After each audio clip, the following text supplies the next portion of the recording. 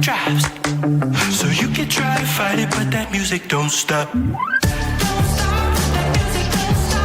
We can make it even better. Ooh, send me that.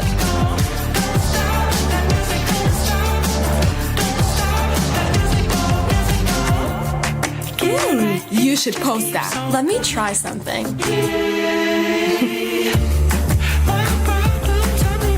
Look at mine. Oh, cute. Stop. That's hilarious. I'm gonna take a break. Sure.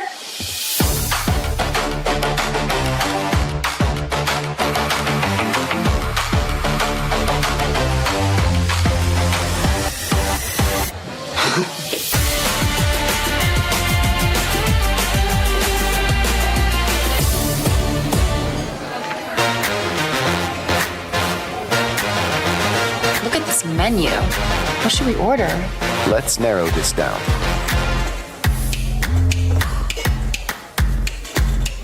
What is this? Pierogi? Did I pronounce that right? It's pronounced pierogi, a tasty dish like dumplings. Any sides to pair with it? Something light? In the mood for fresh, the beet salad would be a good choice. Sounds good.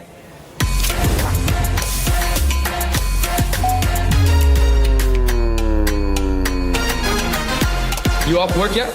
Guys, I'm done. Finally. All right, you ready? Ready? Let's go, come on. What's this noise? Wait, one more thing. Look at this ice cream drop.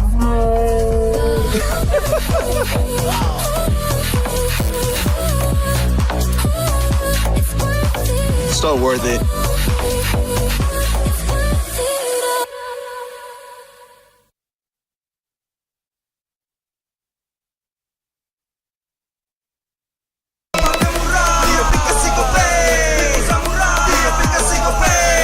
Walau yang lain terus berubah, Gope konsisten, kasih yang pasti murah. Tagihan murah di aplikasi Gope, transfer 100 kali per bulan. Download aplikasi Gope baru, nggak pakai lama. Dompet andalan gamers banyak damage-nya.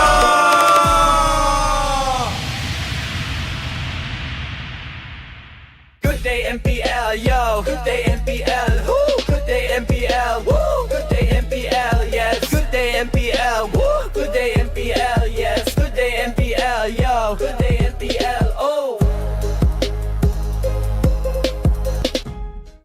Aku udah nonton. Fix, Hijin tuh jahat ke Minjun. Hijin kan emang gak mau pacaran sama Papamu, mamamu, biarkan mereka. Di granat! Boom! Ya! Gue kena ghosting. Terus ditinggal nikah sama Hijin. Padahal mereka udah cium. Anak yang nakal, saatnya kau dan aku. Pakai simpati buat nonton, musik, games, belajar, sampai belanja. Bisa pilih benefit sesuai keinginanmu. Tenang. menang kalah, mabar bisa good time. Wah, good time Mobile Legends bang bang. Enak coklatnya, bikin semua bisa good time. Ini nih mainnya.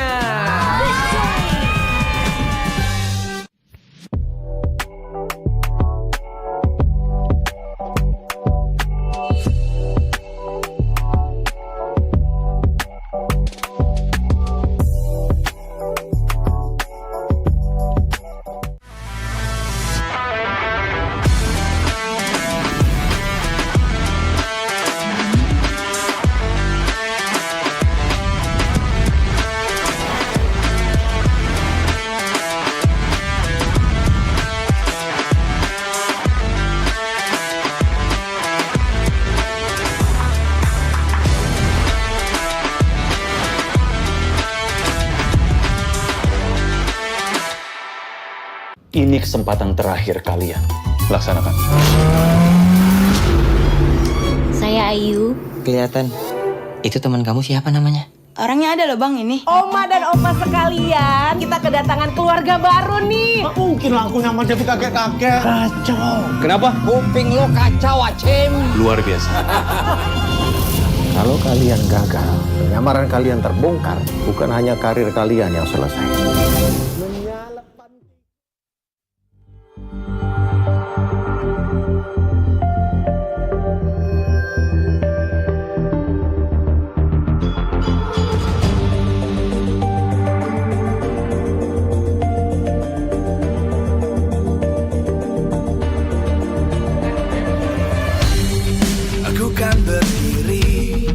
dan terus berlari, terus ke arah puncak tertinggi.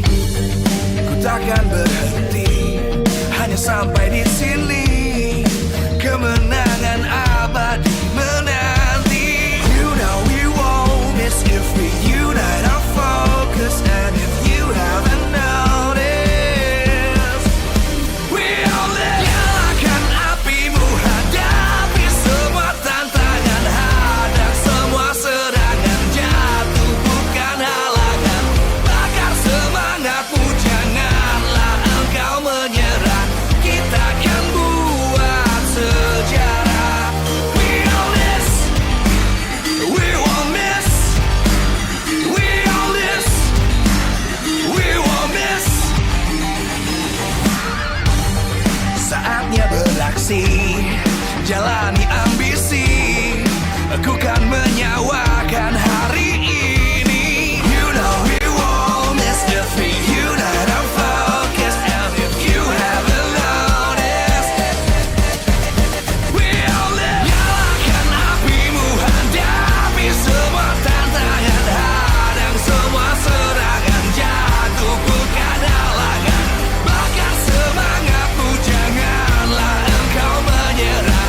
Kita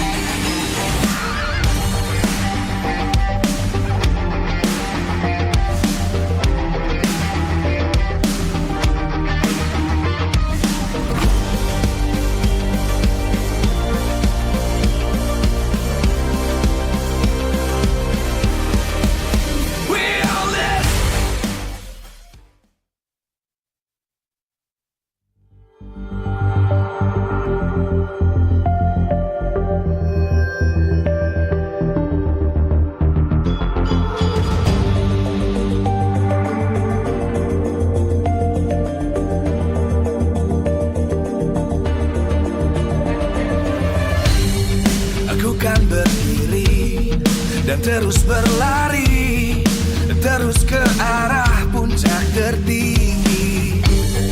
Ku takkan berhenti, hanya sampai di sini.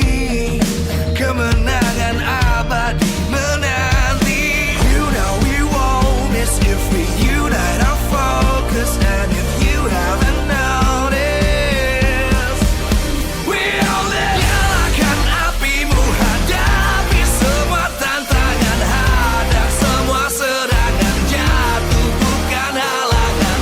Bakar semangatmu, janganlah engkau menyerah. Kita akan buat sejarah.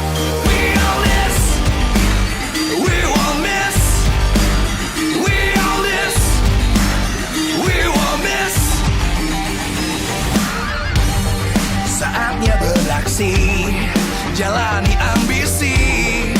Aku kan menyawakan hari ini. You know we won't miss if we unite our focus. And if you haven't noticed, we all live. Nyalakan apimu, hadapi semua tantangan, hadang semua serangan, jatuh bukan halangan.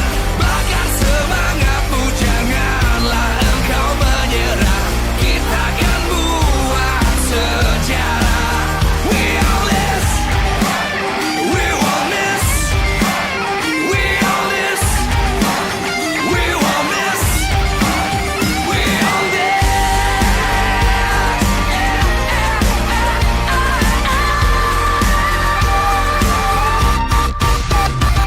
Nyalakan apimu, hadapi semua tantangan, hadang semua serangan, jatuh bukan halangan.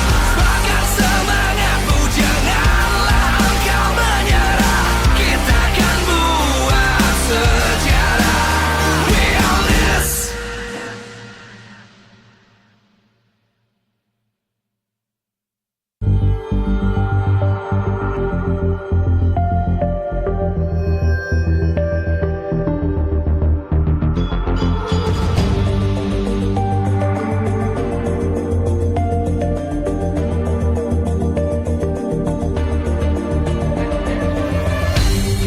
Aku kan berdiri dan terus berlari, terus ke arah puncak tertinggi.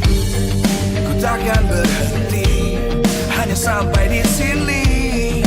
Kemenangan abadi menanti. You know we won't miss if we unite our focus. And if you haven't noticed, we all live. Nyalakan apimu, hadapi semua tantangan, hadang semua serangan, jatuh bukan halangan.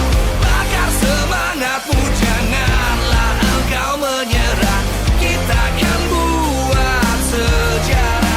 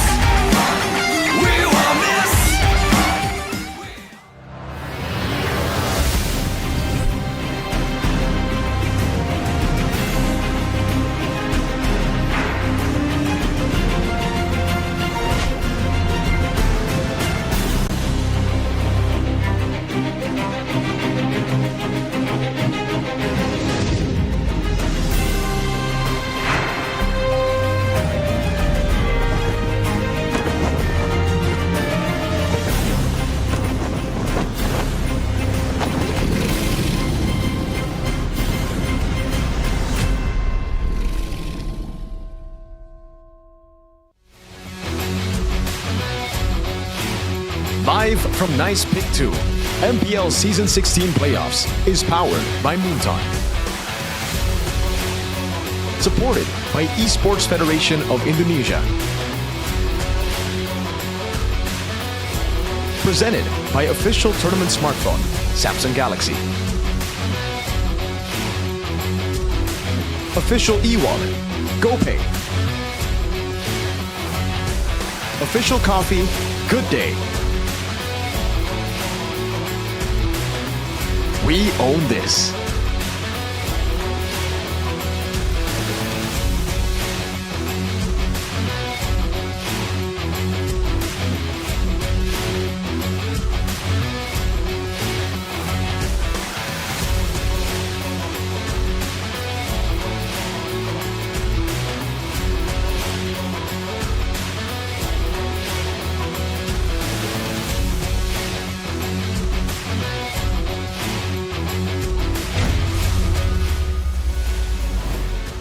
We are now live in Pick Nice 2 in Jakarta, Indonesia, as we see the red robots walk up into the venue to once again prove whether or not they are still worthy to be here. Everything on the line to remain in the upper bracket. You can see the players walk up in the venue once again here with Eman as one of the gold lane standards here in Indonesia. Will he be the one to make the difference, to go the distance in order to prove that BTR once again belongs? But on the other side, we have Alter Ego, led in by Nino, one of the key veterans. After the showing that they were able to do yesterday, will they be able the same success up against BTR in our opening match of the day, the Chaos Derby here in MPL ID Season 16 Playoffs Day number 2. Welcome back, ladies and gentlemen. Once again, with me, Eterna, as your desk host, alongside with Mirko this time, as well as Sheffin. Welcome, boys. Sheffin, you were absent yesterday, but how did you enjoy the games? Well, I gotta say, for me, it's a bit underwhelming, but I got to see Game 5 the first day, so I'm happy, man. Especially with the fact that we're gonna see BTR versus Alter Ego after this. Okay, what about you, Mirko? Yeah, I mean, it was exciting. 2 exciting matches yesterday, especially the Dewa versus EVOS matchup. First match, I think a little bit more lopsided for sure. I hope we're gonna see more competitiveness coming into the second phase, especially considering technically for some of those players like Erlan, it looks like they've already exposed most of their heroes. That's the thing, right? Because we saw a lot of pocket picks, cheese picks coming out yesterday. Do you think that that's all they have in their pocket, or they're still saving some strats for maybe later on?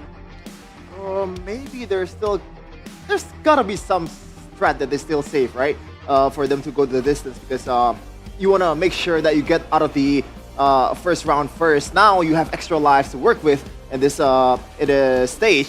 Now, even if you lose, you go to the lower bracket, but obviously you prefer to go to, to the next stage right away. Yeah, more chances in the upper brackets as well. So it's a little bit less pressure, we would say. But if they do drop, they go to the lower bracket and then they only have one single life left. So things are getting tricky here. We're gonna see exactly what BTR has to show today, because technically when it comes down to BTR and playoffs, it hasn't been a smooth ride every single season. Except for that one season. Was that season 7? Yeah, that was the only time we actually made a top 2. That's true. It's just been a horrible streak for BTR. You troopers know out there. I don't know any of them, unfortunately. But yeah, it does look like right now they gotta prove to a lot of people that they belong here. Like you said in the arrival, can they prove to the people though? Because Alter Ego are looking super strong. Yes, a small misstep, I would say, in game number 1 against Navi yesterday. But after that, Zephyr 6 got their players in line instantly. And I think for me, that was very impressive, considering they have a lot of rookies or newer players into playoffs. Yeah, I think they also talked about it up on stage, right? About, maybe not being as heated in game number 1. It was just a warm-up for them. So let's see whether they go through a similar kind of run today, or they can go ahead and get game number 1 from the get-go. We're looking now at the playoffs bracket. Earlier on, we saw Alter Ego and BTR as the first match, and then the second match, we will have ONIC versus EVOS, or people now call it the International Derby. Yeah, two teams that have proven themselves that they are one of the top dogs in international scene. Not so much for EVOS for the last few years, but we know that they are the only team from Indonesia that have reached the apex of Mobile Legends competitive esports in M1. But we gotta see more from these White Tigers, man, because yesterday it was not really convincing from them against Dewa United. I expect them to at least win in a 3-1 fashion, even 3-0, if we're going by the form of the last few weeks of Dewa United. Yeah, I agree. I think when it comes to the quality of players there, EVOS definitely have way more of an edge compared to Dewa United, who personally, I think, only have the advantage in the draft. Aside from Kin, everybody else is kind of subpar, you know? Ray is a good shout-out as well, but player quality-wise, it's all about EVOS. Coach Wright was able to get them a lot of good drafts, though, and I think that's the reason they were able to get so close to EVOS. I thought some of the games that they lost to EVOS were also games that they actually won in the drafts too, like game number 1. So EVOS, big question mark going to be sent to them, especially going up against the best coaching staff of the season. ONIC will know how to exploit that. They know the Granger's a no-no. So what are we expecting today? Are we expecting both upper bracket teams to move forward, or do we see a world where one of them actually drops down to the lower bracket? Well, for me, ONIC versus EVOS, even Real Life put it the best in the talent room. If ONIC loses, he's gonna burn his jersey, you know. But BTR versus Alter Ego, I feel like there is a bit of chance, or maybe more than a bit of chance, for Alter Ego to be able to qualify to the next round over BTR, knowing that Alter Ego, later part into the season, they were able to win against ONIC 2-0. That was really, really good match. Like, I would put that with BTR versus ONIC too. Like, BTR winning out against ONIC 2-0, that's, you know, almost to the same level as Alter Ego's dominance against ONIC. Yeah, I think both these teams they have the right tools to beat each other, right? That's why the first match is definitely going to be more 50-50. We're going to see drafts, playstyle, everything, the experience as well. And that's where BTR actually has the advantage against Alter Ego.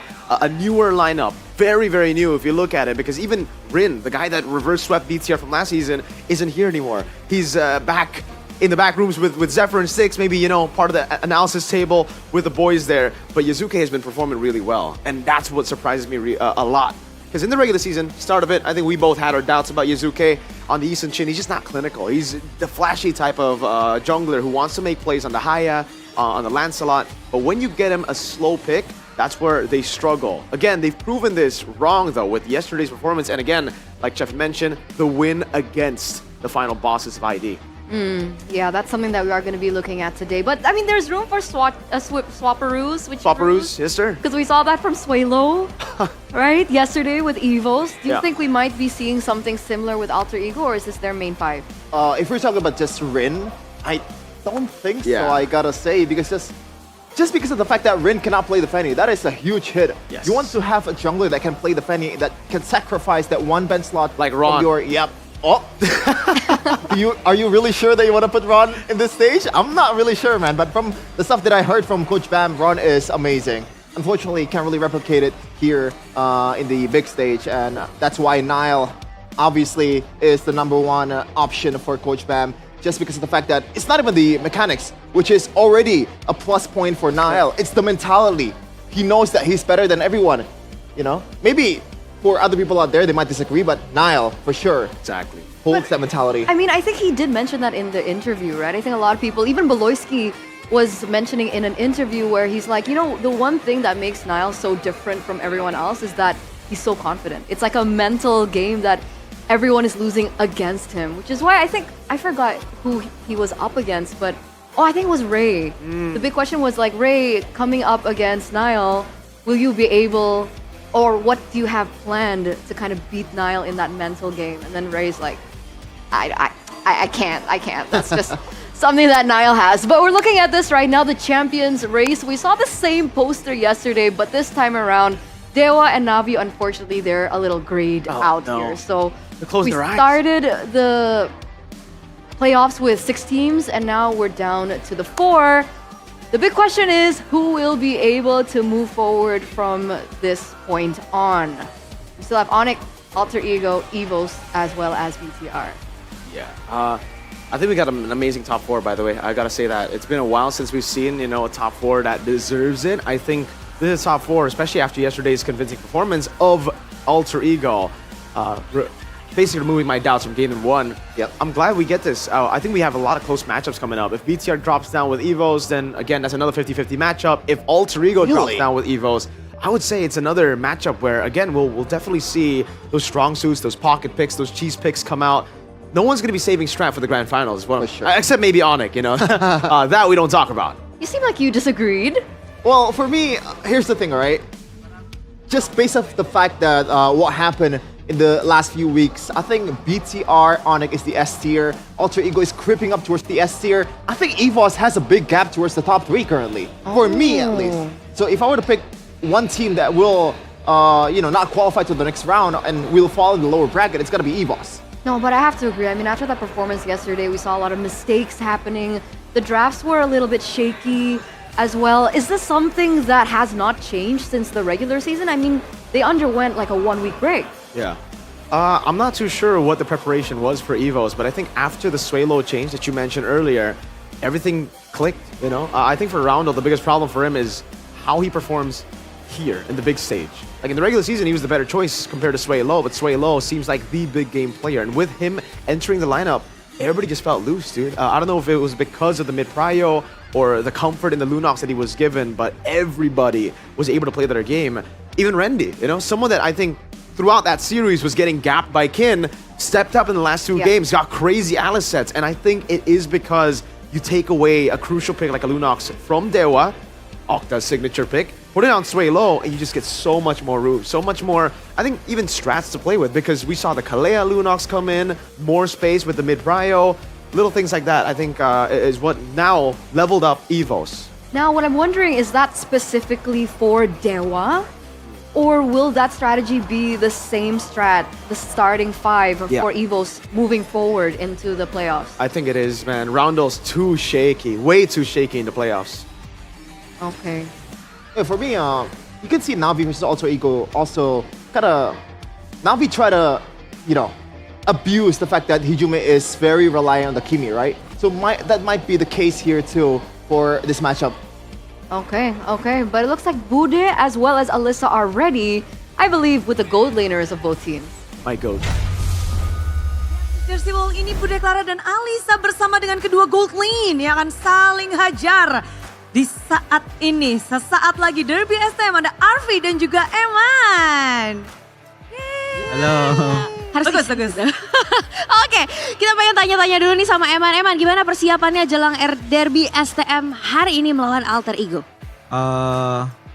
Siap banget sih, soalnya kemarin kita punya 1 hari kayak libur gitu kan. Itu kita maximize di scrimnya.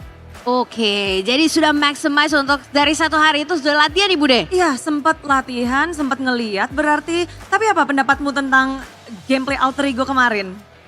Jago sih mereka. Ya. Jago. Arvi dibilang jago Alter Ego. Udah jago belum Alter Ego? Masih belum, masih banyak blundernya. Masih banyak blundernya, tapi di sisi lain Bigetron bisa melihat gameplay kalian. Di saat Alter Ego belum tahu nih gameplay Bigetron untuk babak playoff. Gimana cara Alter Ego untuk mempersiapkan diri hari ini, Arvi?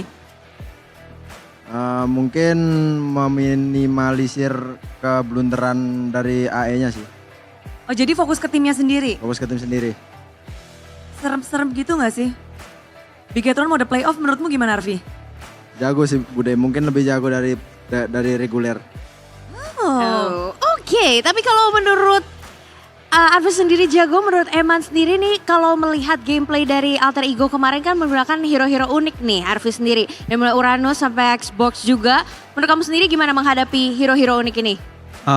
Mungkin kita harus siap aja, soalnya kita nggak tahu mereka mau keluar lagi apa gitu. Ya expect the unexpected aja nanti. Ya. Oke, expect the unexpected aja. Kalau dari Arvi sendiri gimana nih? Ada ekspektasi tersendiri kah? Nggak ada sih, main aja. Main aja ya. Oke, tapi ngomongin soal hero-hero juga nih Bude. Menurut Eman sendiri, saya pengen tanya standar gold lane yang sekarang itu menurut kamu yang luar biasa tuh seperti apa sih? Apakah yang main marksman biasa aja atau kamu punya standar sendiri nih Eman? Kalau menurut gua harus bisa main marksman dan fighter gold lane sih. Oh, itu standar dari kamu ya? Iya. Harus bisa versatile berarti. Berarti dua player ini sudah masuk ke standar gold lane dong. Kalau Arfi sendiri bagaimana? Standar gold lane di MPL Indonesia? Standar gold lane di MPL Indonesia seperti Eman Bude. Standarnya ada di kirimu ya? Yang seperti apa sih? Kasih tahu tuh. Eman tuh seperti apa tuh? Jago pakai jago pakai fighter Bude. Oh, jadi harus gak cuma bisa tapi harus jago. Ya benar, harus jago. Oke, kalau ngomongin top 3 gold lane di MPL ID, siapa aja Arfi? 1, 2, 3. Eman.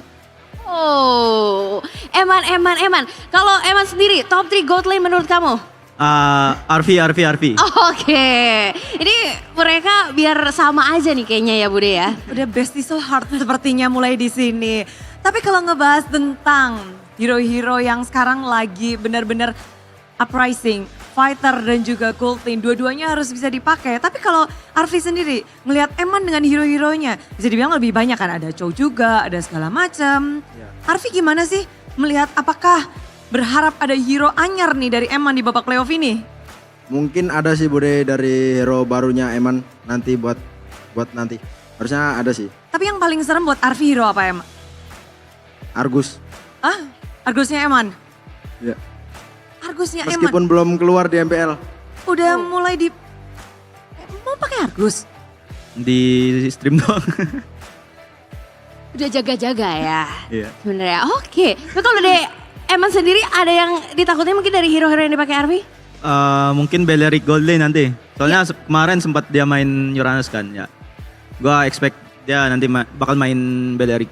Oh oke, benar. Kita akan lihat ya apakah akan dipakai juga oleh Arfi atau tidak. Tapi kita pengen dengar kali ya Bude, harapannya hari ini gimana sih, matchnya bakal seperti apa nih kira-kira kalau dari Eman? Kalau menurut gua seru sih, soalnya kita harus kasih yang terbaik ya nanti. Oke, harus kasih yang terbaik. Kalau dari Arfi?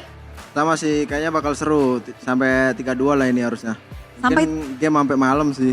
Wait, nggak bisa. Kamu mau best of 12, best of 13 kayak gitu. Tapi Bude juga mungkin mau mengingatkan bahwa di sini Alter Ego di babak regular season belum bisa memenangkan match terhadap tim Bigetron. Di sisi lain, playoff season lalu kalianlah yang memulangkan tim Bigetron dengan reverse sweep. Dari Arfi, bagaimana nih cara Alter Ego biar mungkin bisa melengsarkan Bigetron ke lower bracket? Apakah masih bisa nih atau memutus rantai kekalahan kalian dari regular season? Gimana Arfi? Kita mungkin ini sih tetap meminimalisir ini keblunderan kita. Soalnya kita ngerasa tuh kita kebanyakan blunder aja sih Bude. Jadi regular season kemarin kalah gara-gara blunder-blunder? Blunder dan juga mereka jago Bude. Oke, blunder dan mereka jago. Tapi gimana dari Eman yang Bigetron mau the playoff di season 16? Gimana? Harusnya kita udah lebih matang daripada yang season kemarin sih kayaknya. Ya, itu aja. Gak ingin terjadi kembali? Kayaknya ya. Kayaknya iya. Oke, kita akan melihat ya apakah yang tadi kita sudah obrolkan dengan Eman dan juga Arfi hari ini akan terjadi, dan kita akan lihat Bude apakah permainan yang seru akan dihadirkan oleh mereka. So, good luck buat kalian berdua. Dan kita akan lihat di match kali ini. So, see you and good luck.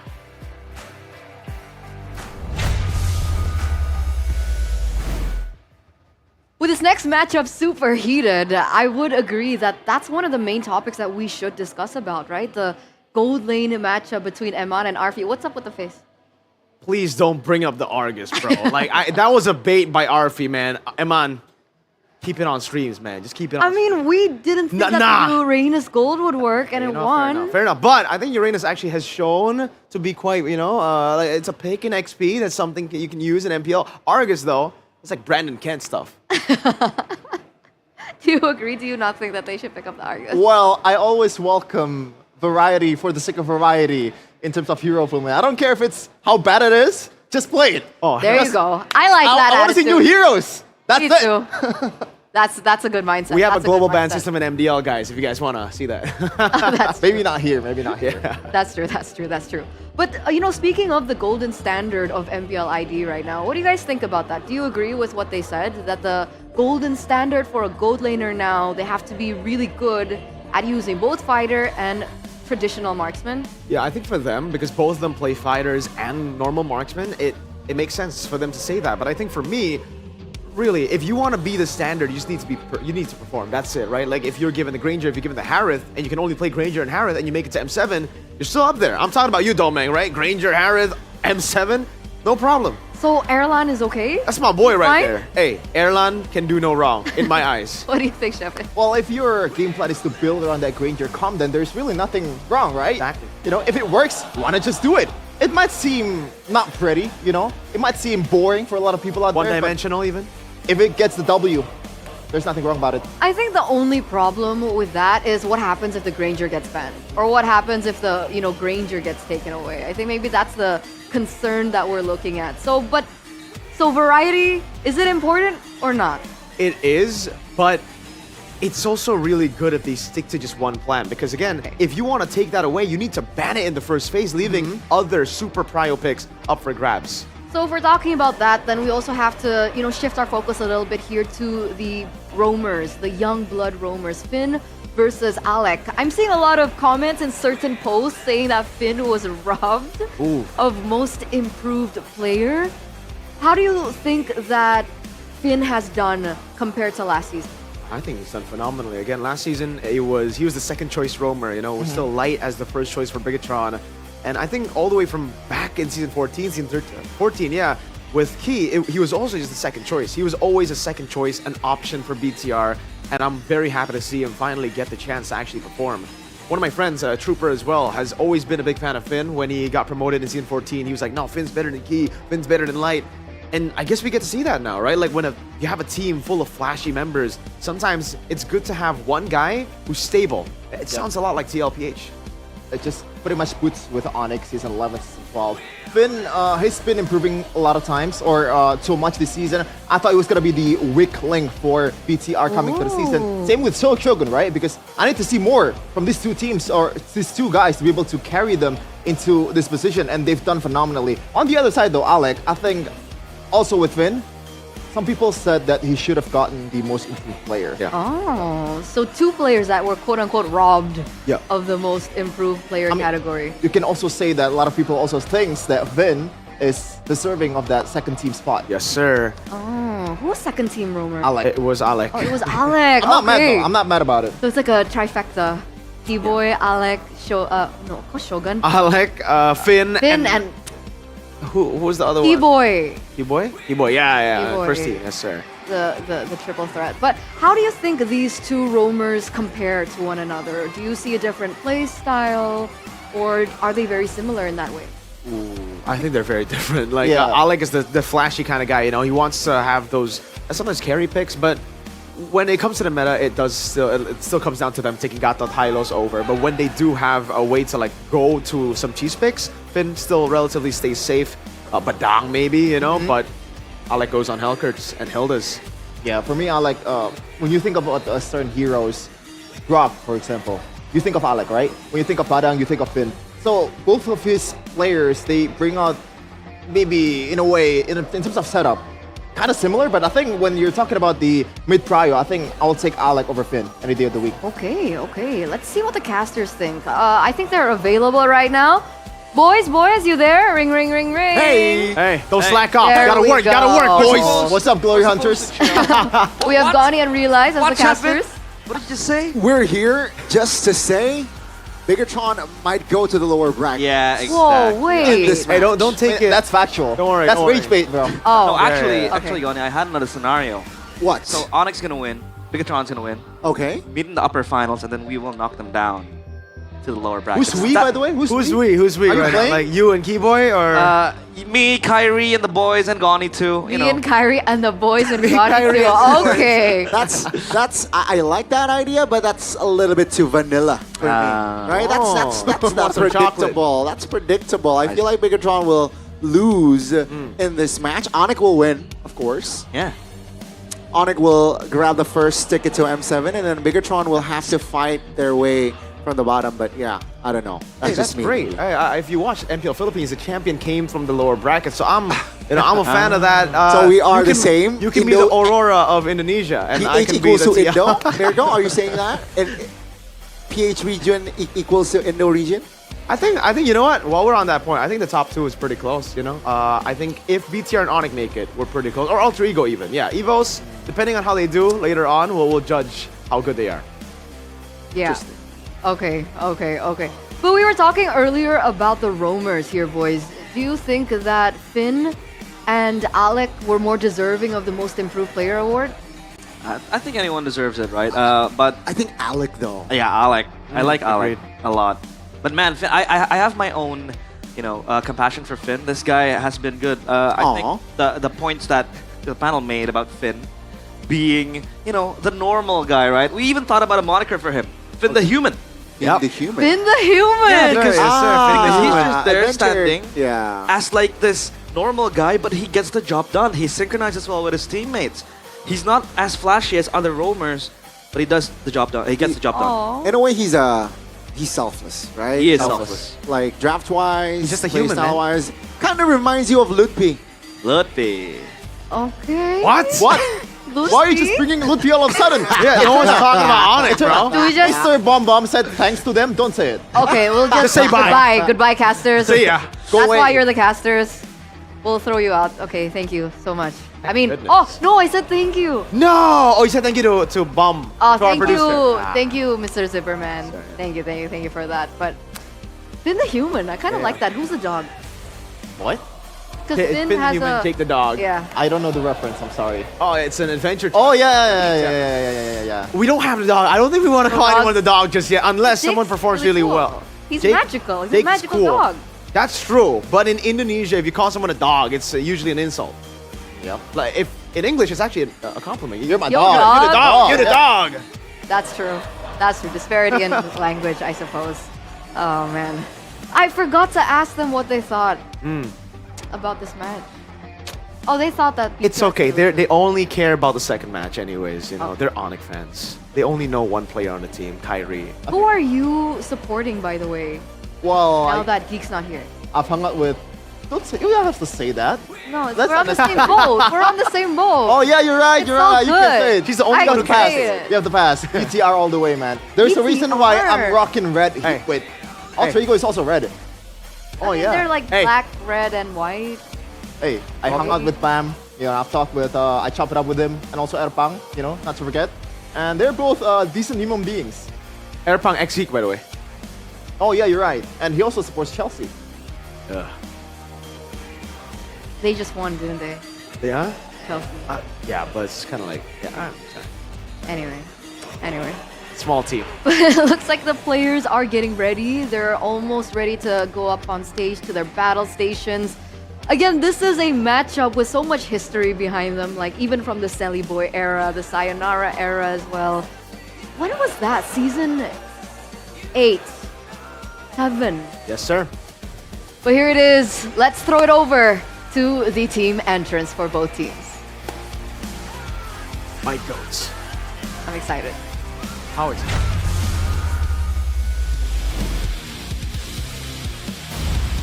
Kedua tim yang akan bertanding hari ini, Alter Ego dan juga Bigetron by Fatality, siap memberikan permainan terbaik mereka. Alter Ego tampil mengesankan di babak playoff, namun Bigetron juga tampil sangat konsisten di babak regular season. Inilah kedua pemain hari ini, Derby West Ham.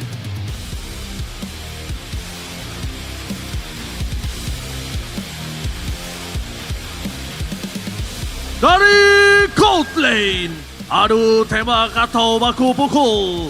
Ini dia player yang bisa dimainkan keduanya. Tentunya dari Alter Ego, Kubu Merah.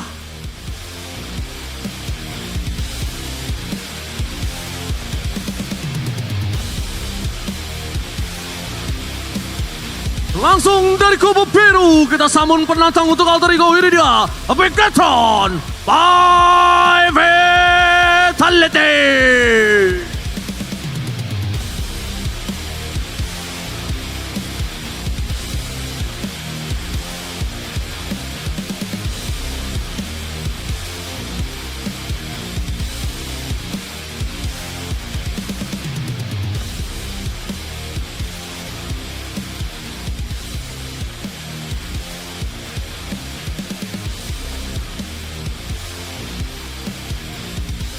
adu tembak, adu mekanik, adu farming, dan tentunya permainan versatile bakal mereka tunjukkan. Mari kita sambut star gold laner kita, Arvi versus Eman. Pergerakan yang luar biasa dari para roamer membuat lawan waspada. Inisiasi mereka tidak terduga. Tentunya akan ada di roamer. Ole versus V.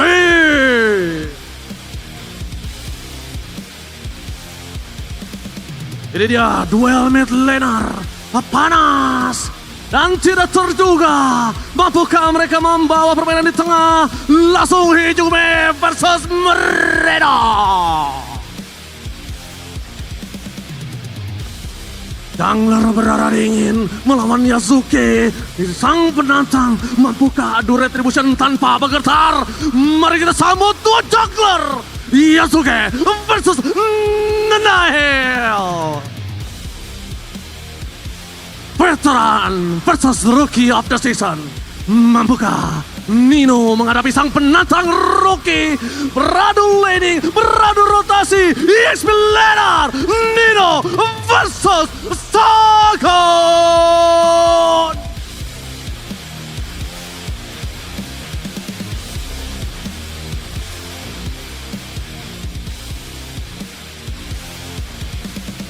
Oh, he does, yeah.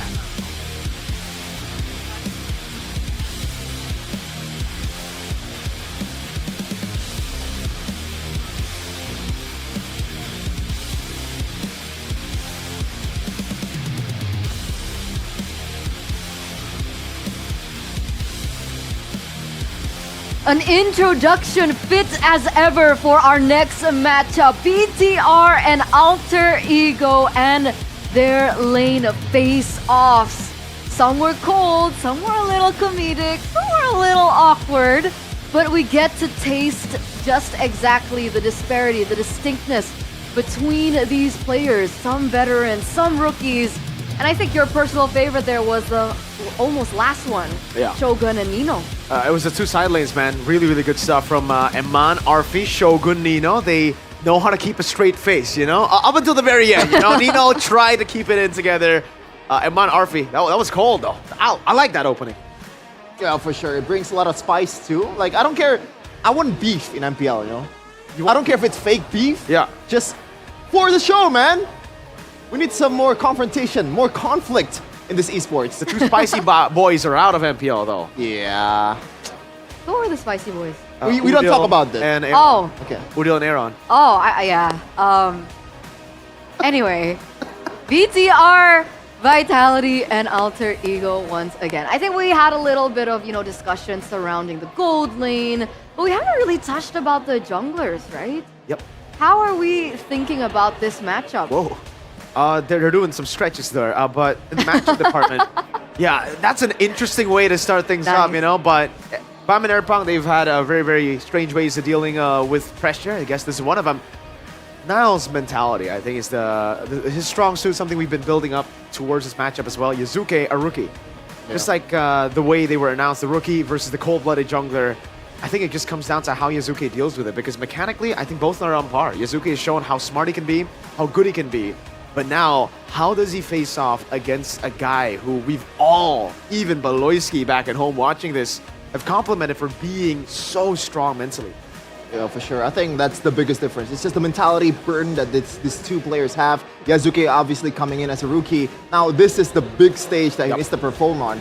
It's gonna be different, man. In the playoffs, the pressure is just a whole nother level. On the other side, though, Niall, I actually talked with Coach Bam. He said, he put it this way, Niall is the most coachable player that he had. Oh. He can be as hard as he wants towards Niall.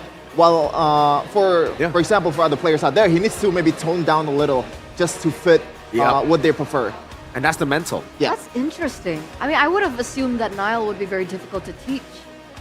Just as, face value, just from his external way of being, I think it's kind of like a double-edged sword. When you have a player that talented with that strong of an ego, I would say, if he respects his coach, if he thinks his coach can teach him something, he'll listen. But if he thinks the coach isn't good enough, then he won't. Yeah, for Niall too, I think the double-edged swordness that he has disappeared in BTR because Bam is the one that brings Nile to the team. You know, he literally convinced BTR to sign him because he knows that he can handle Nile. That's the story. There you go. By the way, looking at the meta checks for both teams, you can see in the pocket picks that they share a similarity there. Xborg, gold lane, 100% win rate.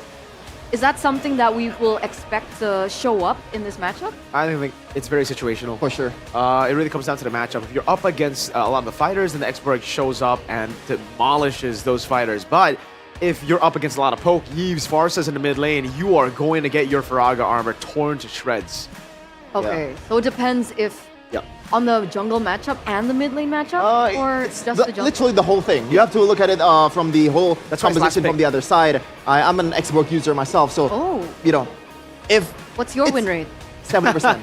70%. That's impressive. On solo. In solo server or solo As queue? what? Solo ranked. On EXP or? On EXP, obviously, because I'm an EXP laner. It's one of those heroes that, you know, if you mid the condition, it's literally unbeatable. Yeah. Like, there's nothing that can solve the problem that is the export. Oh. Dangerous grass though for our first game in this match. Do you think this will have a difference or an impact towards the heroes that we're going to be seeing? Yep, no Hellcurt, no Hilda. I think both those picks, you know, Bigatron have been doing amazing on the Hilda. The Hellcurt against something that Alter Ego have chosen.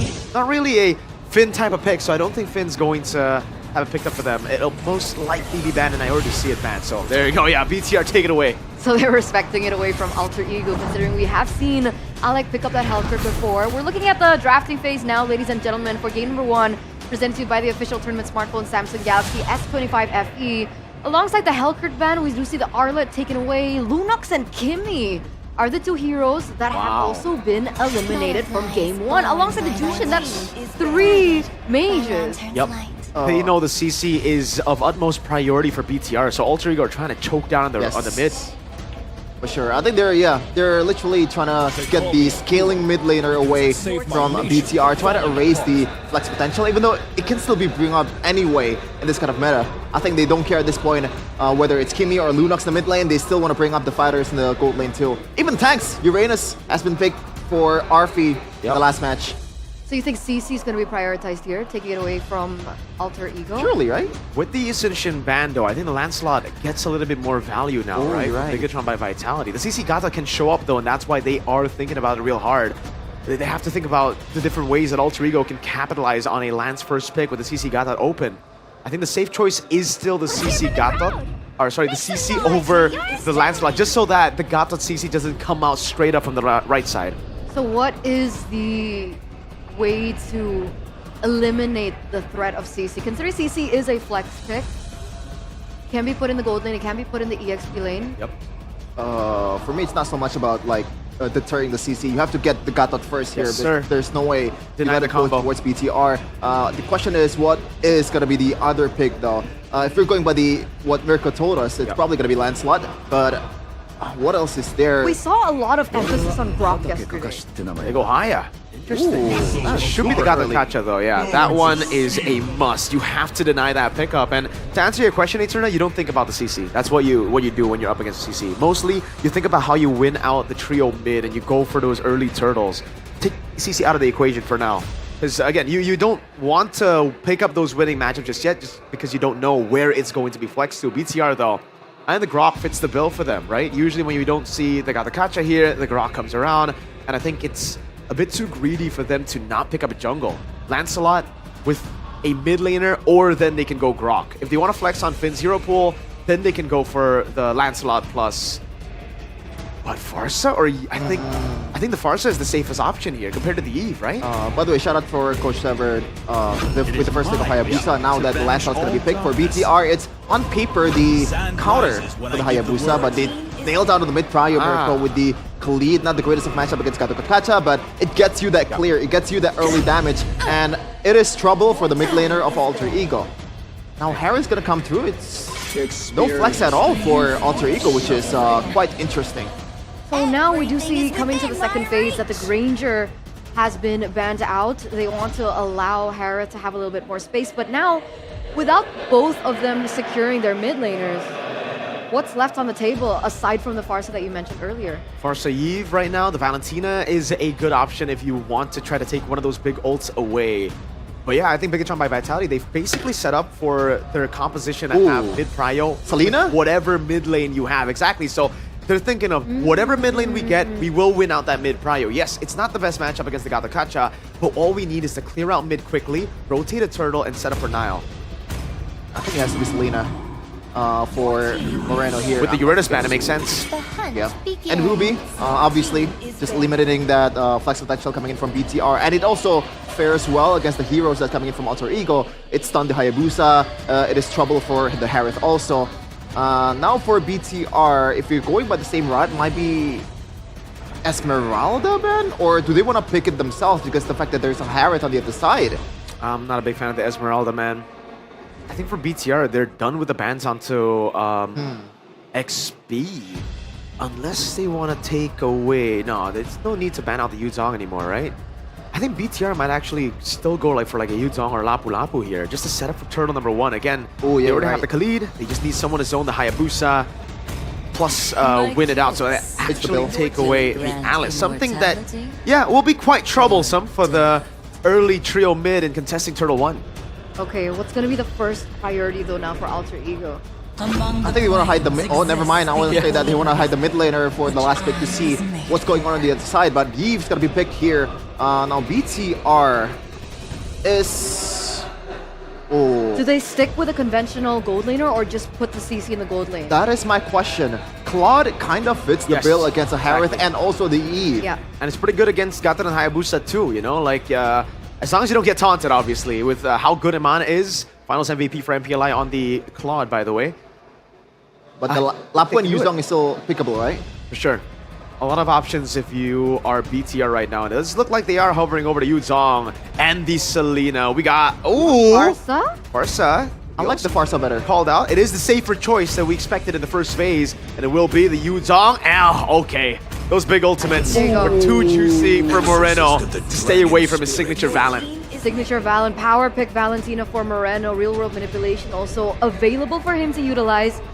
How do Alter Ego close things out? Is X-Work viable here in the XP lane? I think you get chunked in a bit too much here. Yes. Lane, no?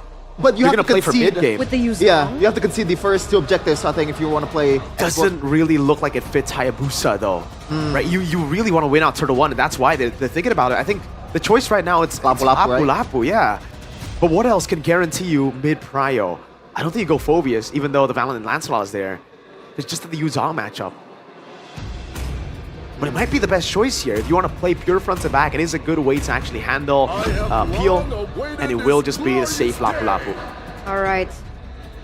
Final thoughts on the draft, boys? 2 turtles for BTR, and they win the game. If not, then Alter Ego can come back. Same. Okay, we're going to throw it over to the casters to bring us game number 1. We're in face-off today because we are in the mood for the Chaos Derby. Welcome to the first match of the second day of playoffs in MPL ID Season 16. It is the good old classic Chaos Derby. Alter Ego against Bigatron by Vitality. You're accompanied by me, Realize, and my partner, Gani. How are you feeling leading up today after what was a very amazing entrance? Hey, I'm feeling good. One team will advance to the upper bracket finals. One will fall to the lower brackets. Ladies and gentlemen, welcome to the opening game of playoffs day 2. Lanadon, here we go. Bigatron by Vitality takes on Alter Ego. This is where madness meets machinery. And when chaos ensues, order needs establishing. Let's see if the red robots are able to police down the chaos ensued by the 3 masked men. Let's take a look at their picks, obviously. Up top, that gold lane battle. Not quite young bloods, are they? Because Iman himself is a veteran, but Arfi, you could say that he is the young blood, but he has that playoff experience. So at least for now, Bigatron will have the upper hand. Try your mid though, it's heavy push. Oh, that's gonna be first blood for Alter Ego. Moreno getting picked up top lane though. It's actually favoring him on. With this lead, Alter Ego is looking very good for them to have more control in the turtle. we talked about in the draft, especially the panelists did mention a trio mid would be very, very influential in this game. I mean, you have a Khalid, obviously one of the best you can have in that mid lane. You know, combined with the Valentina Alec. That's the Terrify. Oh my goodness, another kill on the board for Alter Ego. As Aman here is looking to find some trades, but great early game from Alter Ego. Alter Ego, they like it. Rough and the chaos just imbued early on. This is minute 1, coming to minute 2, and they're able to get a few kills towards the core players too. It's up towards Hijume, towards Yazuke as well. And Yazuke with that Fury Hammer, will he go the Sky Piercer build? Because yesterday, I mean, it was a Granger, right? But I think he's gonna play it safe. Yeah. Honor Strike will still be the option, and Mon heavily threatened. I mean, he is one of the best CC gold laners we can see in this league. Most of the players that usually use CC, they treat it as a gold laner. They want to step forward, they want to try to kite. But when you use CC, especially when Aman uses it, he plays it safe. It's not like the CC is going to be a fighter. The CC is still a gold laner, so you still have to be careful. You can't get taken down, and Finn wants to go in on Alec. Now this is interesting, with Moreno and Finn not having the flicker. Bigatron by Vitality, they get a massive win with the river control, and also Alter Ego not actually capitalizing on that early lead. So first new over to Bigatron in the mid lane though. Moreno will receive the shadow kill and will be taken down twice in this game. Boxes and shurikens. That's Moreno's nightmare. 0-2. This is not the start that Bigatron was looking for. And we talked about them having to win the neutral objective. That they did with that first turtle, especially when they have the Yuzong with the Khalid too. But at least Alter Ego are keeping score with the kills that they're able to get. Predictions. Whoa, Moreno. Interesting flicker. That's gonna be Yazuke now jumping in with the shadows. Not connecting though, but that flicker is questionable. Oh, I thought he was waiting for a set there coming in from Finn. He had level 5, he had the IMU as well, so maybe he would want to go for the RWM steal, possibly. But as of now, it seems like that flicker will be information, especially the turtle will be up in 50 seconds, and Moreno will have to cycle that spell, juggle it around. Alter Ego, they love this. They like the early game. They like it when they can take control of it. Hunter Strike completed for Yazuke, adding insult to injury, and Bigatron, they have to be more wary. Meanwhile, up top, the Harith, all he needs to do is just survive and scale for the late game. I mean, the Harith himself is a lane bully, but the CC is also quite scary. Even if that is the case, Eman is up 1 level against RP, so Eman is actually doing very, very good. Eman is is okay right now. Oh, Shaman Force popped. Eman 50% HP. Great dodge. 10 seconds on the clock here for the second neutral objective of the game. And Bigatron, they really need that turtle. Yeah, they do. I mean, Chogun is close by. He has the War Axe, but will he walk up top? Because this objective might be just as important as this kill towards Eman. That's a shadow kill. All the minions saved Eman. Now Finn looking for some counterplay. In the back, it's a 2v1 with Arfi around. Alec here with the taunt already charging. That's going to be the taunt on towards Finn. Oh, that's the heal coming through. Now let's focus on the Lord. 3 members on the river. Nile, 50% HP. Nino, terrified. That's Nile collecting the second turtle, but he will fall in the process. Alter Ego will force the fight. Shogun taking down Alter Ego. Looking very good. And that's going to be Finn off the board as well. That's a turtle for 3 members, possibly more, as Yazuke finds an angle to connect the shadow kill, but will it be enough? Not just yet. It's a battle of instinct against intellect. And Alter Ego, they like their killer instincts online.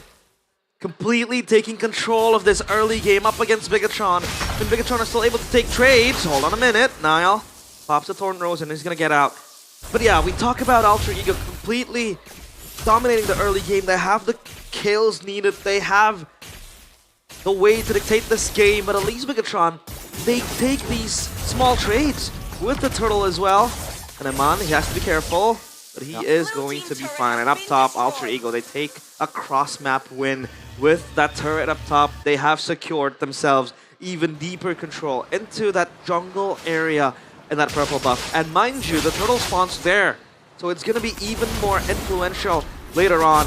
They have to fight for that objective. Spells, though, up for Moreno. Finn blew his one out. So it's going to be very, very scary. RP Pops is the one forced to clear the wave. The first structure here already collected. That's a very healthy lead for Alter Ego. And it seems like they like this tempo, right? Realize that with the composition that they have, their mobility is actually matched with Khalid, with Lancelot, and Alter Ego. I like what they're doing. They're keeping initiative like this. No! AOG! Good night, CC. That's a taunt! Come on, will fall. 4 members with a dive. That's Nile, though. Taking down top lane as well. That's a solo by Yazuke, and 3 members are suddenly off the board for Bigatron. Piece by piece, the red robots are disintegrated. They're still strong no more. As Alter Ego, this is what you get when you want to challenge the chaos. You cannot set order on it. And they take 3 kills, take the structures, take the turtle. It is complete robbery. Alter Ego, they're not slowing down by any time. And Arfi has the Feather of Heaven. That's going to add more magic lifesteal in his own hands. But Bigatron, now what do they do, right? They need one initiation. They need a strong one at that. Yazuke is already very, very painful to deal with. The War Axe! Real manipulation. Come on, we'll be taking down 5v4. Nino was for flank. Nile goes back. The Dragon defensively. Alter Ego, they're collapsing the mid. Take a look at what is Alter Ego doing. The jungles is theirs. Everything is theirs, Gani. Everything that Bigatron has.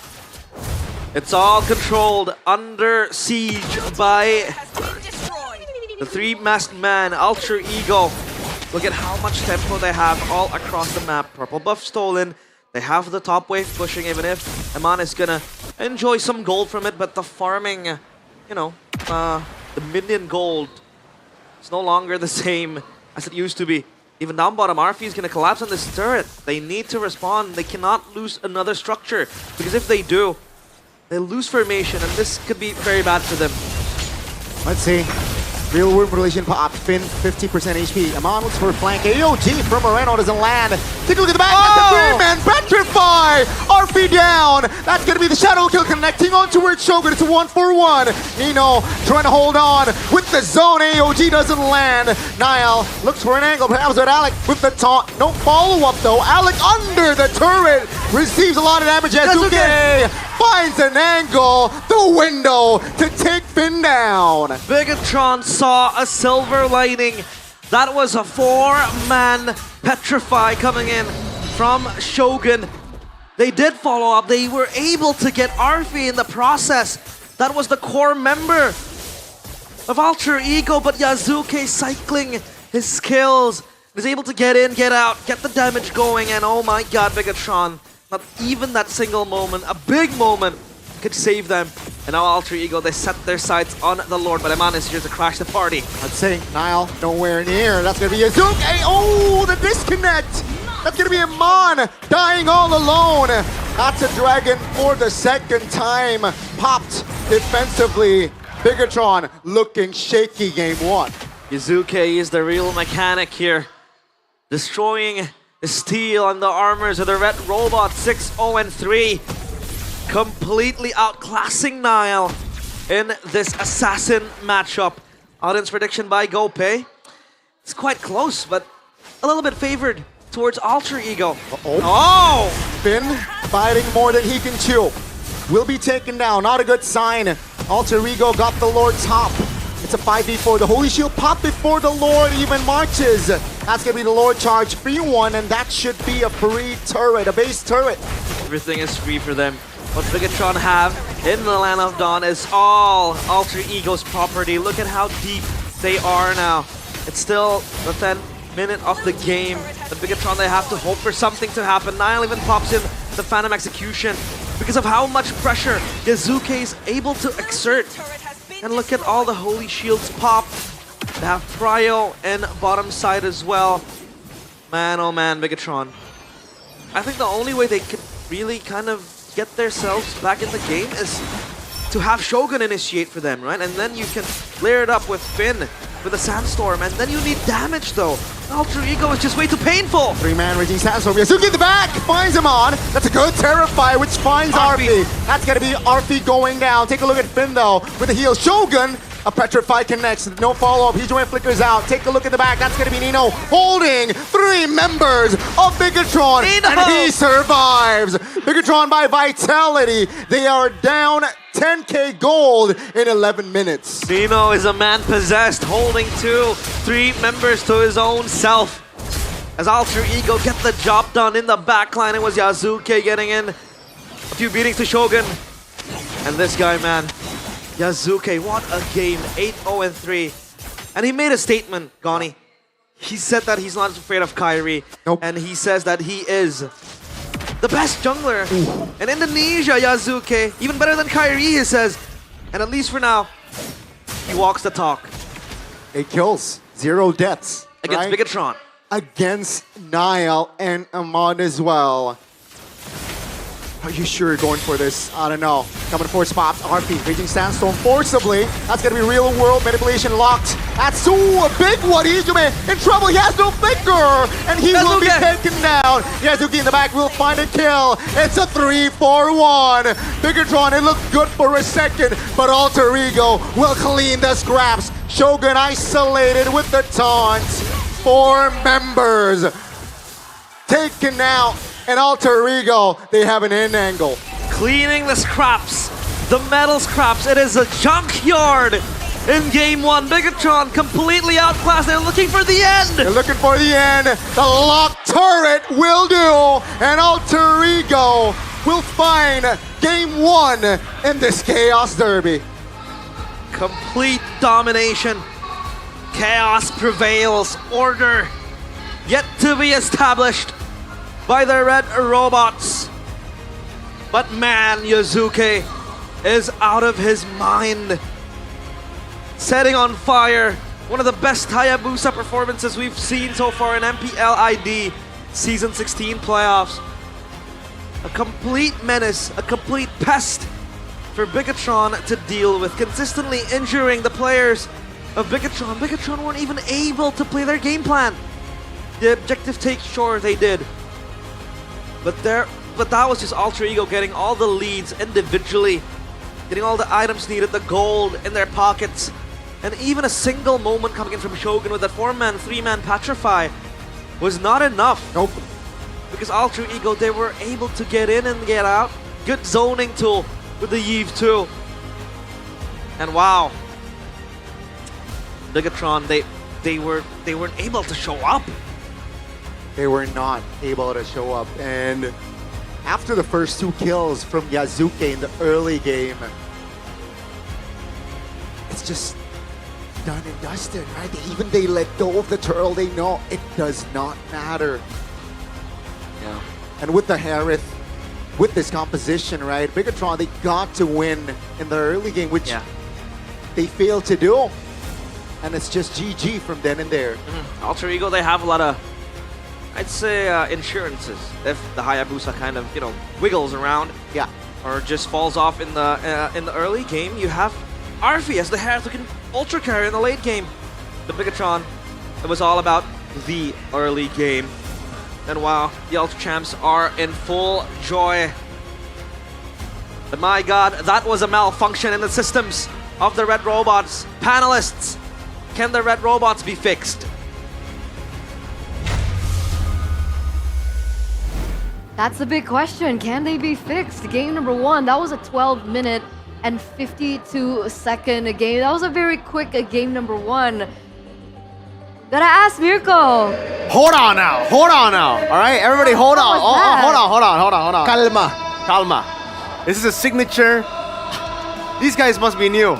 This is a signature game 1 biggie choke. All right, we're good. That's what happens, That's also part of the cope. But hey, I think they just lost track of what they needed to do early on. They were way too overconfident.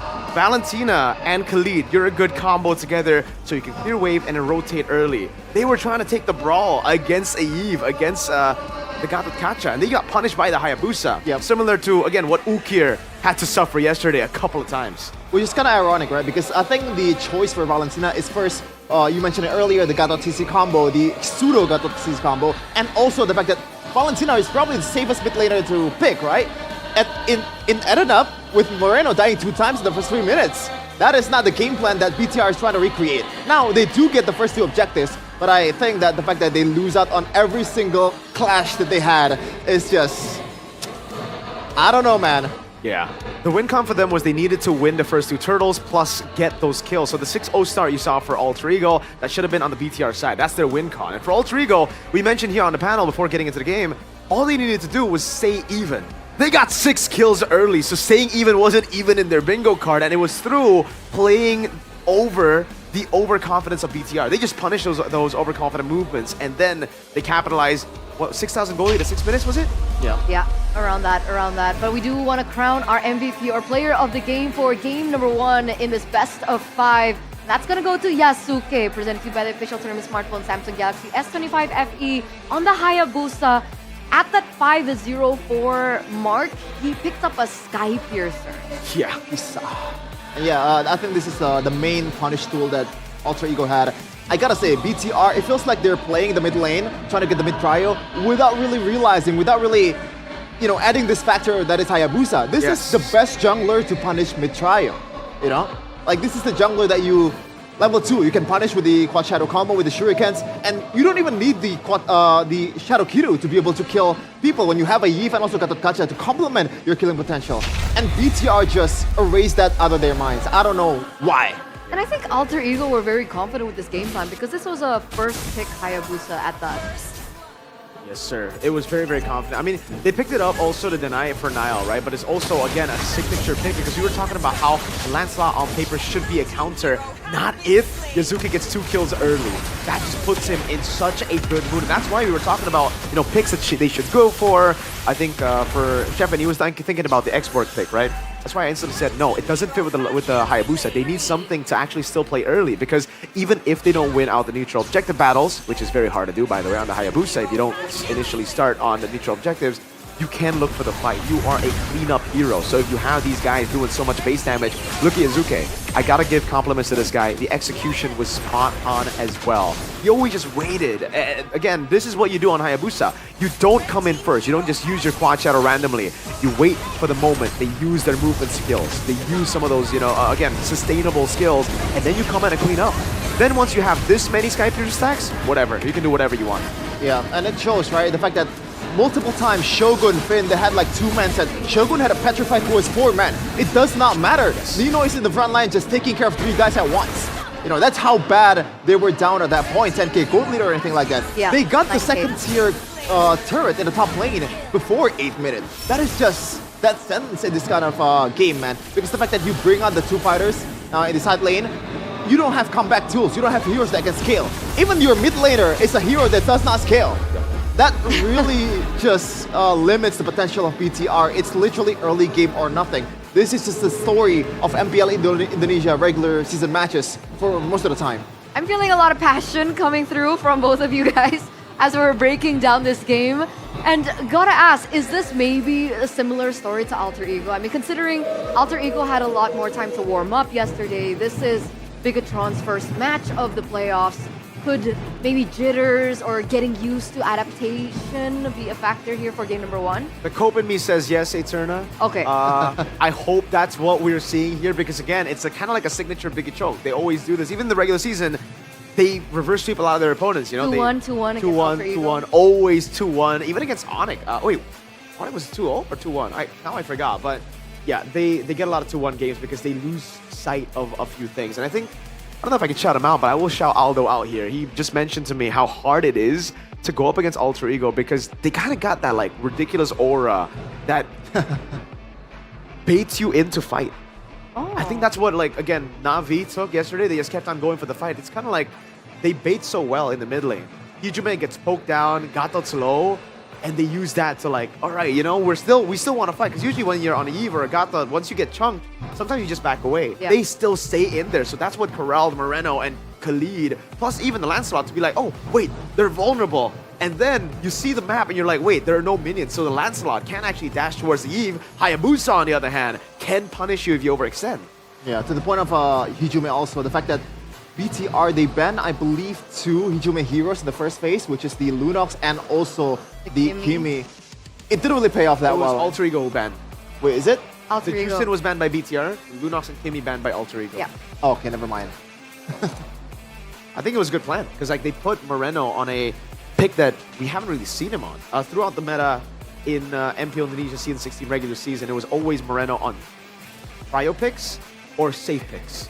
Like last time, I think it was a Eve, if I'm not mistaken, when they played a full front to back for him. So when he was placed on a Valentina, something that he needs to push in forward with less power than those prio picks. You see how the miscalculations can happen. He missteps a bit, gets instantly punished. That's why I think even in MPL Philippines, Valentina is shunned upon. Shout out to Midnight and Renmar and Leo, who hate Valentina. Yeah, they hate it. They hate it, dude. With a vengeance. If Leo Even could last beat season. Valentina up, he would. In-game. Even in the season where Valentina was quite prio, Yep. Leo hates it. Leo hates Valentina. Absolutely hates. He doesn't like copycat. I know he likes Bane though. He loves Bane. Will we see a Bane? And Alpha. He loves Okay, Alpha. we'll talk about that later. Because we want to break this down just a little bit here. Anything standing out in terms of itemization choices or order of purchase of itemization? For me, Eman going for Hunter Strike immediately after the War Axe is kind of just shows you that they have to go for it, right? Yeah, they have you to. You want to sustain at the same time, but you have to go balls to the walls, right? Yep. You don't have that DPS coming for you in the gold lane. Eman has to carry, and even though he's going for the Hunter Strike, I don't think it really pays off that much either.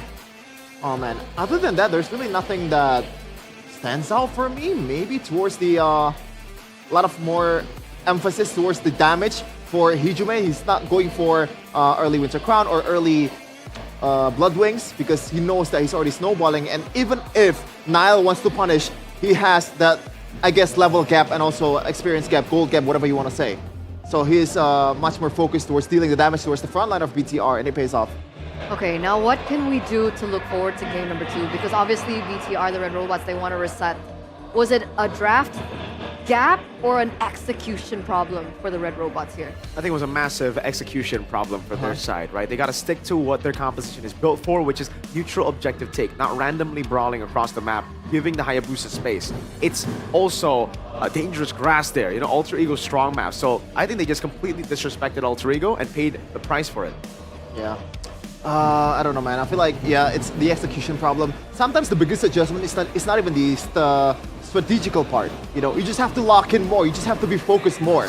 Because if you're messing up with the mid trio in the early game, that is just done. Especially for Alter Ego's composition, which does not have that scaling mid laner like a Farsa, at least, they have a Valentina. And it's horrible for Eman and Shogun because they're like, we need to get to level 4 before we can actually do something on the map, and you're already 2 kills down. Yeah, to be able to participate in the team fights, especially in this current patch, I feel like the meta is just so unforgiving if you make mistakes in the early game. You get pounded by the meta, man. The meta hates you if you lose early game. But we have seen some comebacks. Some. We've seen comebacks this playoffs. Oh, playoffs? Not yet, right? I don't think. Funnily enough, the Playoffs only comeback we saw, like some of the few comebacks we saw were like BTR in the regular season. Is this a cope? No, it's facts. I trust his memory. Yes, sir. Yeah, trust me, when it's memory, I got you. Especially for BTR. He knows everything. Yes. He knows everything. You want to know their Season 7 lineup when they got to second place? Okay, okay. It's Matt, Repo, they have Renbo, Key, and my boy Brands. And their coach When is did Steven Max Age. come in? Max came in. Well, he was technically there for the MSC run because Brands.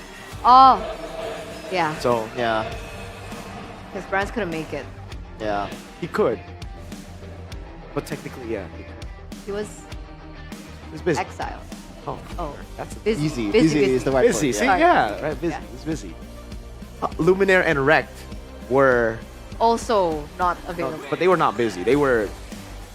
That was a choice. They want to be busy to people on the outside. They just hate EVOS. Oh, At the time. At the time. okay. You said it, not me. Oh, don't worry. I said it to his face. Okay. Oh, We met him at M6 Luminaire. oh, you did. Yeah, and I was like, dude, I How can't was believe he? you did it. Oh, I think he's jacked now. Oh. Yeah. Who? Luminaire. Ooh, he's been hitting the gym? Yeah, he has. And also, he's been talking a whole lot about the graphics. You saw yesterday how we had like the M series graphics. He was like, there's something different, guys. Look, all these are like second, third. There's one. Who won that? Who won that? 'Cause I love the sarcasm from Luminaire. Don't like the fact that he ghosted in Season 7. MSC. I think a lot of people are still very salty about what he did. Yeah, he could have won. Are He they would though? have won. They are. They It's left been 6 Anti-Mage. years. I will bring that to my grave, Luminaire. There you go, see? You left Anti-Mage to die with Rexy. And LJ. Rex, you too. How is LG? I haven't seen him. He's recently. jacked. That guy's jacked. But I thought he has been jacked for a while. I don't think Yeah, so. he has been jacked for a Well, while. how is Bude doing? I think Maybe we'll she's talk to her jacked. in just a bit. Bude, are you jacked? Panggung MPL Playoff memang mendebarkan, pretty namun untuk para super fans yang hadir di sini pastinya lebih greget nih karena sesaat lagi kita akan hunting sesuatu bersama dan untuk yang mendapatkannya mereka akan mendapatkan hadiah Samsung Galaxy. Jadi semua super fans yang ada di sini bersiaplah karena kita akan main games bersama. Nggak cuma Bigetron dan juga Alter Ego yang main-main, kita juga akan bermain seru-seruan di sini dan harus kompe karena satu smartphone bisa kalian dapatkan. Jadi hari ini akan ada Cats Lunox. Gimana caranya? Ini dia untuk cara-cara kalian. Nah, contohnya kita sudah bisa melihat bahwa di layar ini nanti akan ada Lunox yang berterbangan ke kanan, ke kiri, depan, belakang. Pokoknya akan mabur-mabur tuh. Tugas kalian adalah menggunakan HP, smartphone, Samsung kalian, lalu foto itu Lunox pas berada di tengah-tengah. Harus tepat ya, jadi itu contohnya harus benar-benar klik kayak gitu. Jadi pengguna smartphone Samsung bersiap-siap. Karena setelah kalian mendapatkan gambar Lunox tinggal angkat tangan aja. Tapi notes-nya adalah nggak boleh dari screenshotan, no.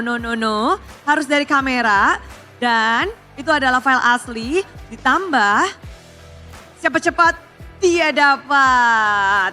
Nah, langsung ngeluarin semuanya smartphone di sini yang ada di Mythic. Pastinya udah langsung juga di depan tapi udah juga penasaran bagaimana dengan Tribun Legend?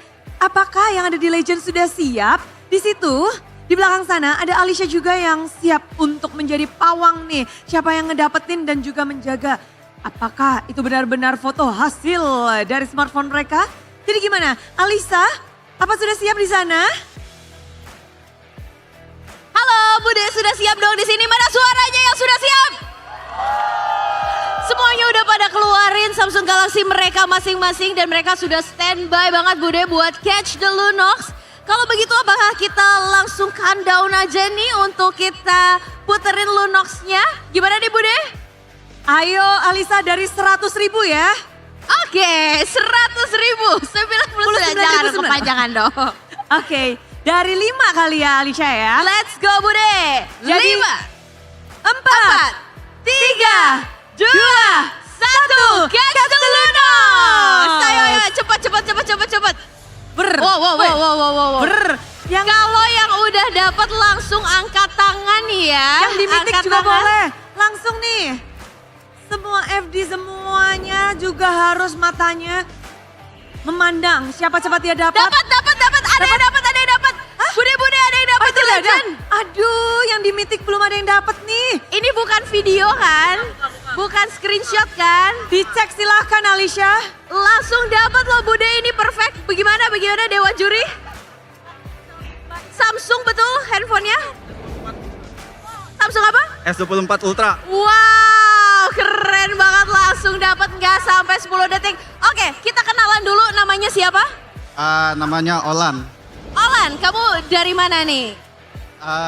Dari rumah sih. Oh, dari rumah di Jakarta aja.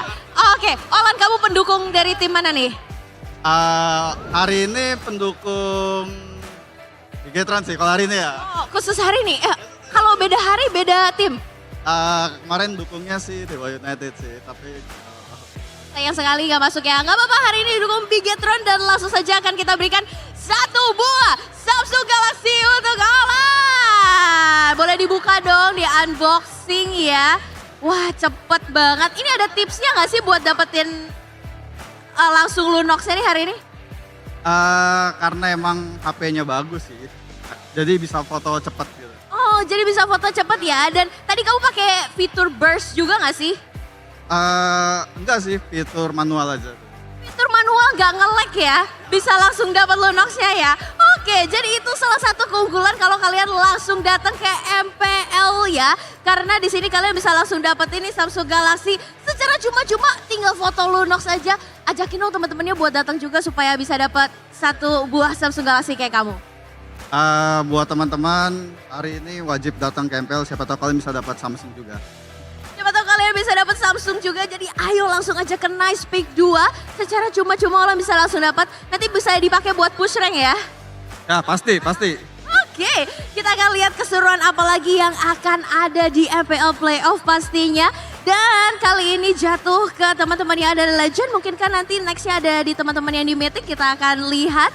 Jadi thank you dan juga congrats untuk dapetin handphonenya, dan kita akan lihat apakah di game kedua akan ada surprise apa. Silakan panelis, take it over.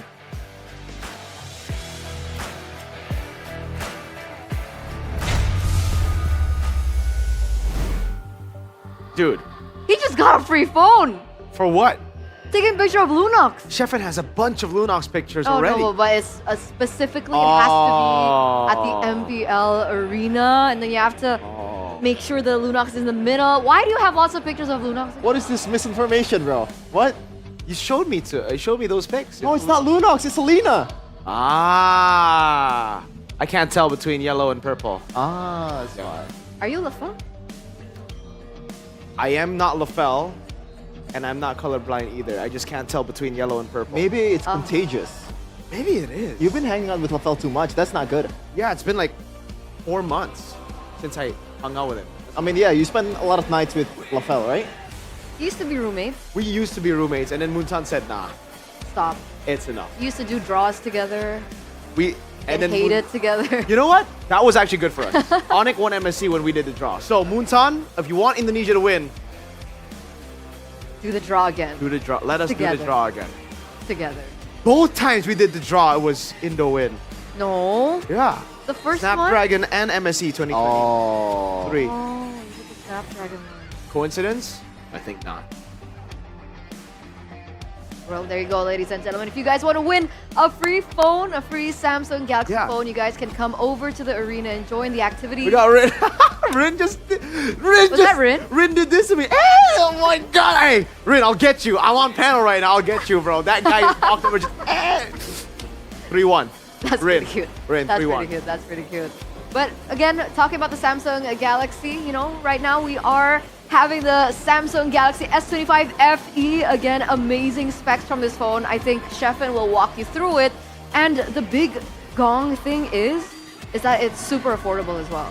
Yeah, you might want to say that, oh, S25 Ultra, that's gotta be super, super expensive. Well, you can get the FE for the low price, I believe, 10 million? 8.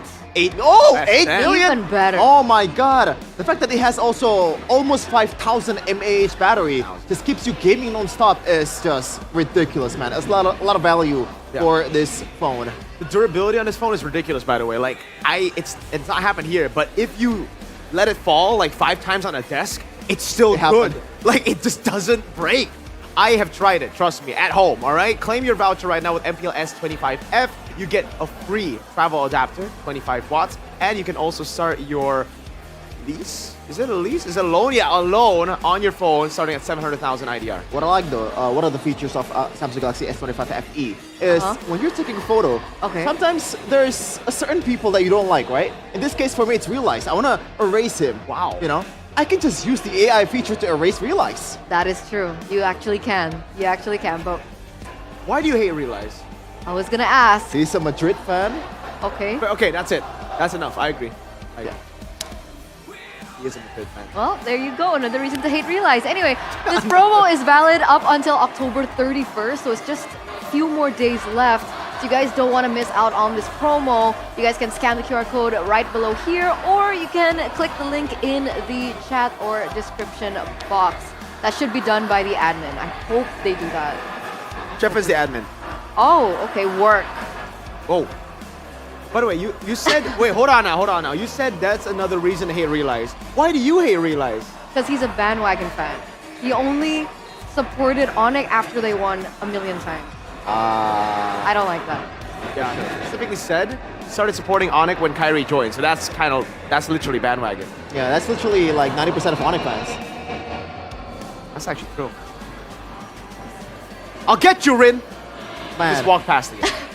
Get you. I'm always thankful that we are on the English desk, by the way. Yeah. I'll get flamed right now. I think we all Lim be Kocho cancelled. had that. Huh? Lim Kocho got flamed for saying RQ might come back. That's it. That's all he said. On the Indo desk? Yeah. Yes. It's wild in there, man. What in the world? But okay, let's focus back into our next game. Remember, a best of 5, and it looks like this time BTR will once again be on blue side. Yeah, it hasn't really been their comfort pick in the regular season. What do you think about blue side, red side now, though? I think it doesn't really matter that much. I mean, obviously it does matter, but it really comes down to how you've prepared. Alter Ego definitely have prepared a bit better though, on blue and red. They just have answers every single way. We even had someone in the group chat yesterday, in a town group chat, say Zephyr is a genius. Ooh. And that was after the UNS goal. Yeah, and by the way, for all of you guys out there, I actually picked Zephyr and Sticks to be the coaching staff of the season. Yeah. Over BTR and ONIC. Yeah. Wait, did you vote Alter Ego too? Yeah. Oh, wow. I voted for my boy Bam and Airpong, and all our votes technically didn't matter because Adi, CW, and Paddington. Oh, sorry, Reed won. Reed. Didn't work out. Let's take a look at the random map draw though, boys and girls. Okay. It's gonna be broken walls for game number 2. How will this impact our next game? I think out of all the maps, this is the most neutral one. You know, like not a lot of advantages you can get. There are some heroes that get a lot of value here, like the Uranus again, just because you can traverse through the map a bit easier and play around those neutral objective fights better. So it really comes down to how you can play those dances. Okay. Drafting phase is about to begin for game number 2, presented by the official tournament smartphone Samsung Galaxy S25 FE. And here it is, Arlet, wow, Yuzong, Hayabusa banned out. Yep. Same bans though from Alter Ego, and that opened up the Jushin. Wait a minute, was Bakshio was left open in the first game? Yes, sir. Holy. Both don't like utility, man, so both don't care about it. And it's not CC Gatot. It's actually going to be Lancelot Gatot Kacha. And I think this puts Nile in a sticky situation now because the assassins or the picks that we know him for are all taken out. Ooh. I mean, at this point, you just want to go utility, right? I think even though Nile prefers, obviously, for the assassin, PTR side laners, I think is both then capable enough to be able to carry the game, even though without Nile as the damage dealer. So, do you want to pick CC here, just to deny the possibility, even though Alter Ego just left that out of the window in the first phase? I think it would be a good idea, and it's also fares well. Also a good matchup, or maybe a good combo with the Jushin, with the fact that they can just stay in the team fight for a lot of time. But no, they're going for the Hilda and also the Harith, even though it's not dangerous grass. Yeah. Now, boys, Hilda didn't really work out yesterday. Why do you think BTR pick up the Hilda here? Here it's up against the Landslide, and again, even if you're not in dangerous grass, Broken Wall is actually not bad either for the Hilda. Just because again, there's so many more gaps in the walls, in the enemy jungle, and in the neutral objective areas where you can scoot over. Usually you would need a dash, you know, and that's why the Hilda gets caught in these little choke points. But again, with Broken Walls, that isn't really a big problem. I think the big problem and the concern for BTR right now is the jungle pick. Because the fact that you don't pick it up first phase, this is looking a bit too close to home. Like, ONIC Philippines did this. They had a jungler, King Kong, that plays the assassins, and yeah, they didn't pick it up to second phase. It got banned out completely. The Eve call there for Sheffin. It will be the Eve for Alter Ego. Another same exact mid duo for them. Oh man, I gotta say, the first phase here, Alter Ego is just winning by a lot. Yes. Seriously, the mid trio is gonna be very, very strong too. Even Lancelot is kind of in the same area of Hayabusa, maybe not as lethal, but it does punish overextension in the mid lane once you have that minion stacked up and also the puncture stacks for you. The Fanny Ban coming through for Sever just to limit the possibility of Nile carry potential. Do you want to ban Joy for a safety measure too? Just erase the possibility away for a dive? I think it's a good choice. I think it's okay, yeah? Yeah. Having like 3 magic damage sources in this current meta. Yeah, it's not the best, but it's still okay just because, again, yeah, the magic defense items are just pretty bad right now. Okay. So Joy is an option for Niall. We're looking at perhaps maybe a Ling that he picked up. Baxia is also still open. Akai. And that's about it. Or Guinevere. That's something he's picked up for now. Yeah. I'm not sure about the Guinevere, man. Not against a Lancelot, Gato, Yves. Yeah, I'm not too big of a fan of that either. I'm not a fan of utility. That's why. Oh, interesting. They banned the Kalea, thinking the Hilda will be flexed into XP. Even though they have a Gaton. Not a fan of that, I gotta say. Obviously, there's no burst down potential from BTR. And even then, with the Harith only, like this is a utility mid laner. That's an EXP utility too. Yes, sir. Not much damage, even though Niall will pick up something that has a bit of damage. I don't think it's enough to warn Kalea, but Uranus gonna get picked here and flex. That might be a flex. This might be a cold laner, yeah. Yeah, honestly, the matchup for Harith and Uranus is not really that bad because there's no way Harith is gonna burst down the Uranus unless there's a gank coming at you. And it's a deny pick. BTR have relied on Hilda Uranus in their composition a lot in the regular season. It was always banned out from them in the regular season. So, what a Uranus pick for Alter Ego. It has to be a Yves, right? Not Yves, Joy, right? There's nothing else. There is nothing else in the jungle if we're talking assassins here, right? Do you want to go Baxia against these? I think you have to. Yeah, because like, again, it's either that or you take it like a good boy to the Uranus. Once again, this is the same story as game number 1. They have to be able to secure the objectives in the early game and maybe win the team fights at the same time. Otherwise, it's only magic. There is carry potential from the Harith, but a lot of these heroes are just falling off. Baxia and Hilda at the same time, that is greedy, I gotta say. Yep. They were forced into a corner by Alter Ego and BTR had to go for the X-Borg is viable. X-Borg is viable and it is so good in this composition. They're on the fighter tab. That is where the X-Borg is located. The CC is still open too, by the way, so they can just pick it up and either way, it's good. Oh! Benedetta? I don't like that, I gotta say. Normally, you want to pick Benedetta towards a Eve, a mid laner that doesn't really move. Wait, where is it going? Has to be gold, right? Because it's technically, if we're talking picks, Nino's signature pick.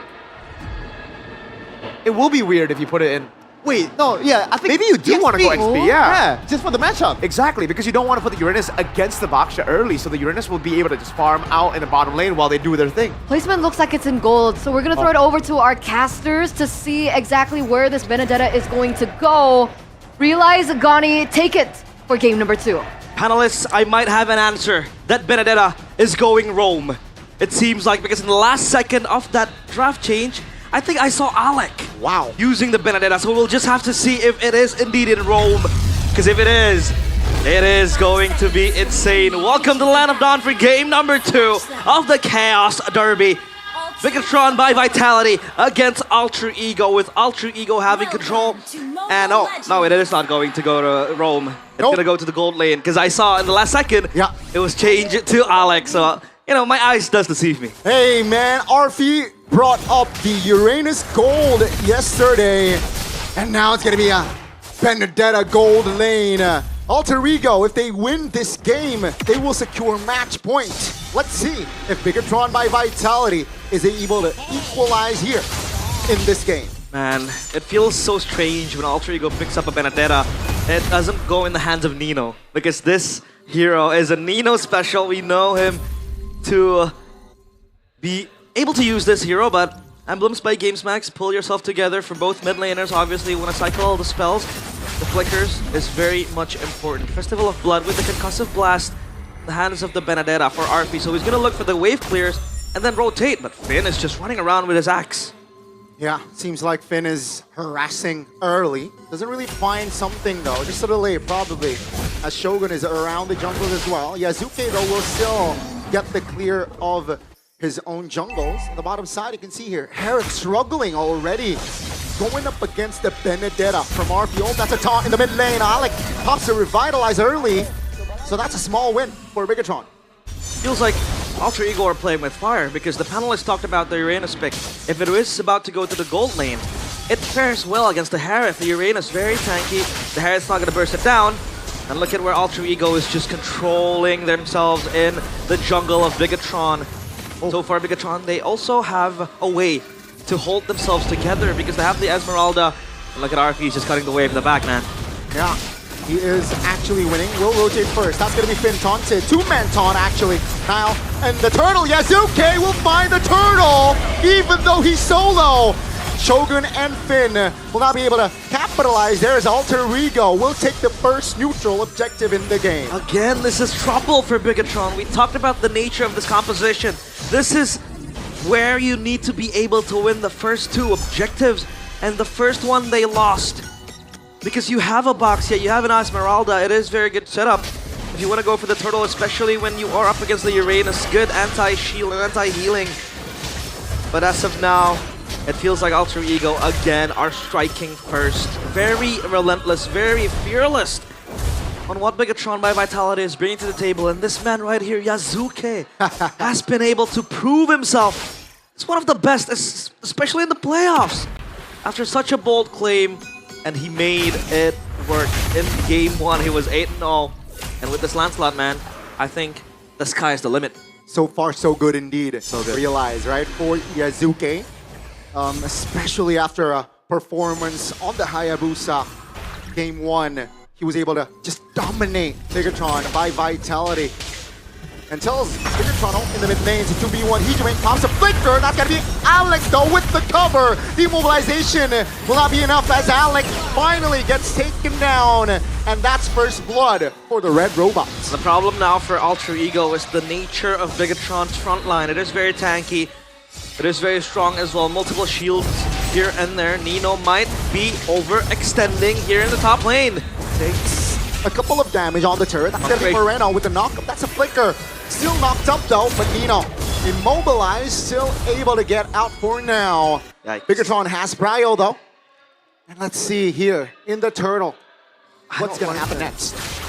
I don't like that from Bigatron. They're really ensuring that this Uranus does come crashing down. But it's not the target you really want, right? Even if you can shut it down. But the turtle now is up and they have to congregate together. It's gonna be RP chased down by Finn and Eman. 2v1.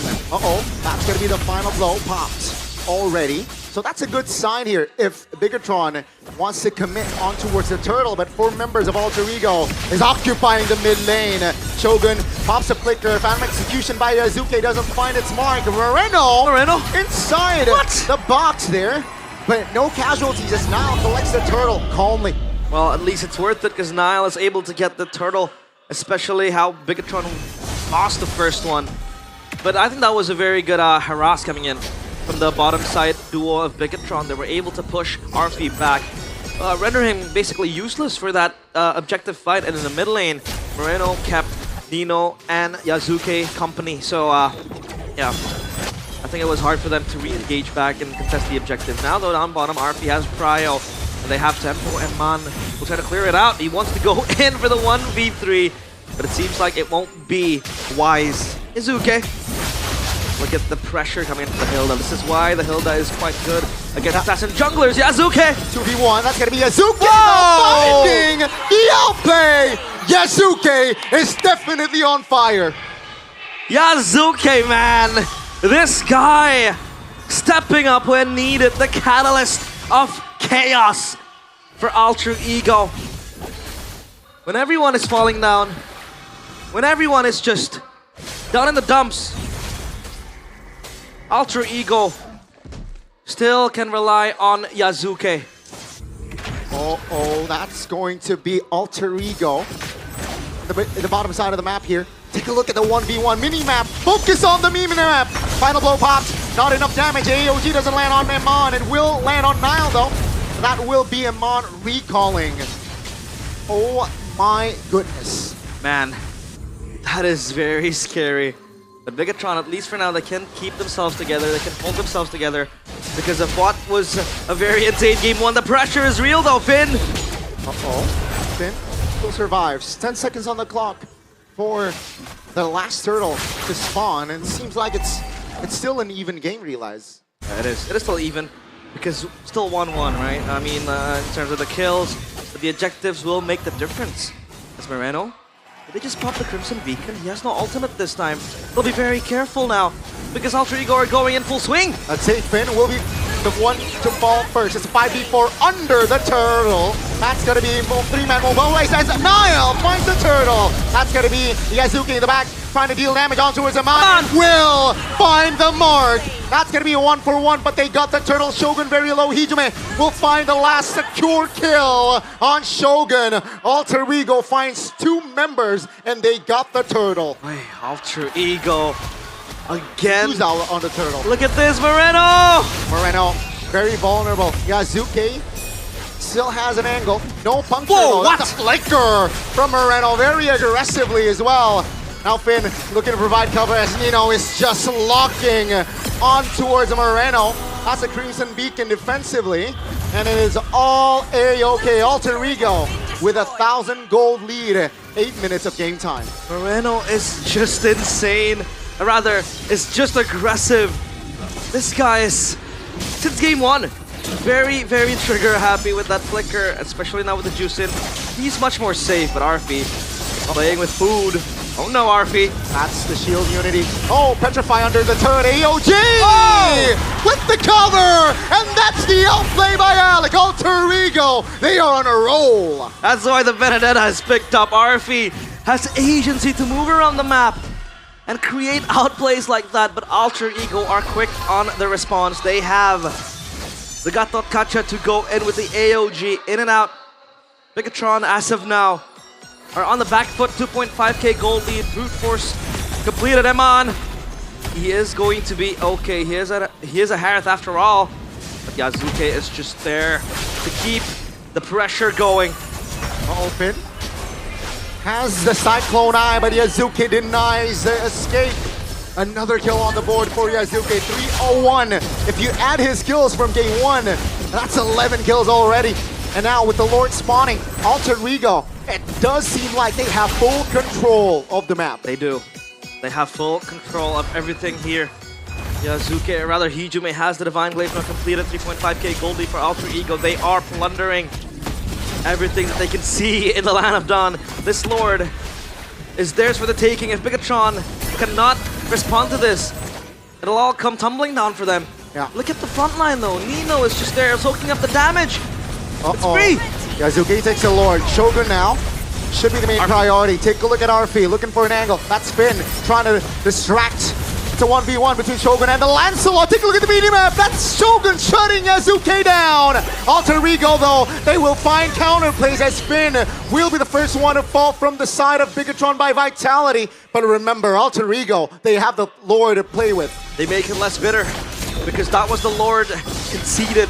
They were able to get a kill towards Yazuki. That's a shutdown too. Arfi duking it with Shogun down bottom. He has the Electo final blow and can relocate safely.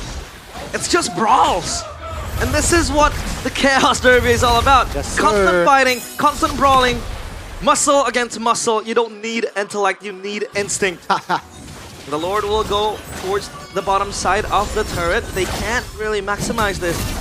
Bigatron are all here, 4 members strong to clear this Lord. So at least Bigatron get the shutdown to Yazuki and are able to shut down the Lord too. And so far so good, right? Especially for Alec. Has been clutch with the AOG just to provide cover.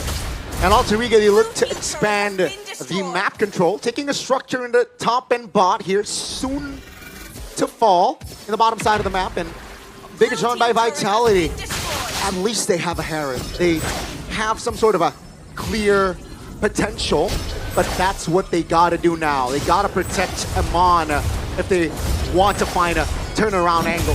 They have to play it carefully, right? Because who does the Harith go for? The Lancelot is going to be very, very sleek, very elusive. Do you want to go for the Benedetta? Same. It's also as elusive as the Lancelot. You can move around safely. So mobile, you're right. So mobile. The Uranus is so tanky. And then the Gatot Kacha will just come flying at you. So I think the most logical target is going to be the Yves, because the Yves will have to stay in his own foot. RWM. Yeah, that's going to be in the back. Shogun trying to provide distraction. Yazuke, 50% HP. Knocked up as well. Yazuke with the puncture is still able to get out. Alter Ego still stands with 5, but so does Bigatron. Look at Bigatron.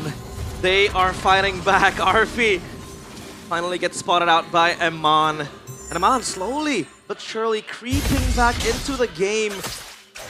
But they gotta address this Benedetta too, because down bottom, that split push has been created, and the side lane pressure from Alter Ego is super strong. Benedetta plus the Lancelot. The Bigatron needs a respawn towards that. At least for now. Look at how strong Alter Ego zoning is. They can just walk up, take control of the jungle, just go back. Because they have so much sustainability. 5 seconds into the Lord, there's a slow push for Alter Ego up top. It needs to be addressed, but thank God the Lord spawns at the top side of the map. So far, again, it is all good for Alter Ego. 5,000 gold lead, that's a healthy lead. And Bigatron, seems like the call is, let's fight for this Lord and neutralize the situation. And I think that's the right call, right? The big risk play. Will it come to fruition though? You can see Alter Ego playing it patiently. They know they don't have to force unnecessary fights just yet. Radiant armor for Finn also completed. That's gonna be able to dissuade more magic damage coming in from Hijume. But Alter Ego, they got dibs on this. Arfi is on the flank angle. He's gonna go for Eman. He misses the Petrify. Uh-oh, that's gonna be unfavorable terrain. That's gonna be Nile though. Take the jumper. Take a look at him all. Both junglers off the map. That's gonna be Nino stunned. That's going to be Shogun taken down as well as Arfi collects the double now. It's a 3v4 without junglers. Who gets it? Alter Ego. Megatron. And will it be Arfi? The Benedetta gold lane finds its mark. Alter Ego though, they will lose out on more members as Amon collects 2 members under the Lord's Pit. A trade of blows, but Arfi comes in clutch with the Benedetta. Gets the Lord, but Bigatron, they go home with 3 kills for themselves too. So at least it is still favorable because Eman was able to collect 3 kills. 3 dead bodies for him to bury. Alter Ego still with the gold lead, but Bigatron, they're slowly crawling back into the game with the magic damage. The hands of Harith. We had our own concerns. The Holy Crystal completed as well, even if it is late in this game. But we had our own concerns. The physical damage from Bigatron is lacking. So who do you really want to go for when you really need Tread? But the magic damage is there now. Online, this Harith can be left uncontrolled if they don't check it. If there is no checks and balances coming from Alter Ego, this Harith can just go ham. Especially with the Holy Crystal 1 away from completing all the slots. That Lord up top is going to march in. Do they have a wave to play 2 lanes? I think it'll stall in the mid lane, but they will buy time for that. They will buy time for the Lord to go in. Slowly but surely, they'll crash it into the base. They really want this far. They really want to stop base turret. That's a taunt. Nile taking a lot of damage. That's going to be Nile. Very low. Real world relation locking them down. And it's Hijume finds the Mega. It's a 5v4. They will get the base turret as the Lord is still up. That's going to be Shogun now isolated. The front! Arfi got away with murder! Alter Ego, they apply more pressure under the main base of Bigatron. Almost him on there, taken down. But they will be happy as they collect top and bot base turret. They're knocking on the base. They're knocking on the junkyard. Bigatron! They have to hold! They have to hold! Alter Ego, Shaman Force spot by Eman looking for the clear. Take a look at the box turret. Alter Ego, they are at match point as they double their lead in this best of 5. 1 game away from the upper bracket finals, and who would have thought that Alter Ego would be the ones to cement themselves this lead. My goodness. Bigatron, again. Their fuse is cut short. Another malfunction in the systems. Wow. Alter Ego with that chaotic play. with the Benedetta Gold 2. It felt very hard to go, especially when they have the Esmeralda plus the Baxia. And then they have an ultra-safe mid laner in the hands of the Juice In. It was supposed to be Bigatron ruling the early game, but Alter Ego has something else to say. This is a different team. This is a team on a mission for redemption. After seasons of tears, seasons of full apologies, this is the closest they've been into potentially, again, being a top contender. Bigatron backs against the wall. There is still a lower bracket. Yeah. But Bigatron has been the favorites. Hey, realize, you gotta understand, job is not over for Alter Ego. Bigatron by Vitality, they were in this position last season and they didn't find the success. They were reverse swept. I remember. So Alter Ego, what they need to do now is stay composed if they want to secure upper brackets. But Bigatron, man, what a lackluster 2 games. It is lackluster, for a lack of a better word.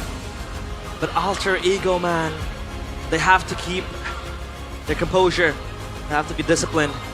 But hey, Mirko, is it time for Bigatron to pick up a Barat? Amongst all doubt about the Benedetta pick, it looks like Alter Ego will still be able to claim game number 2 match point. And I like that question, Realize. Is it time for the Barat's pick now?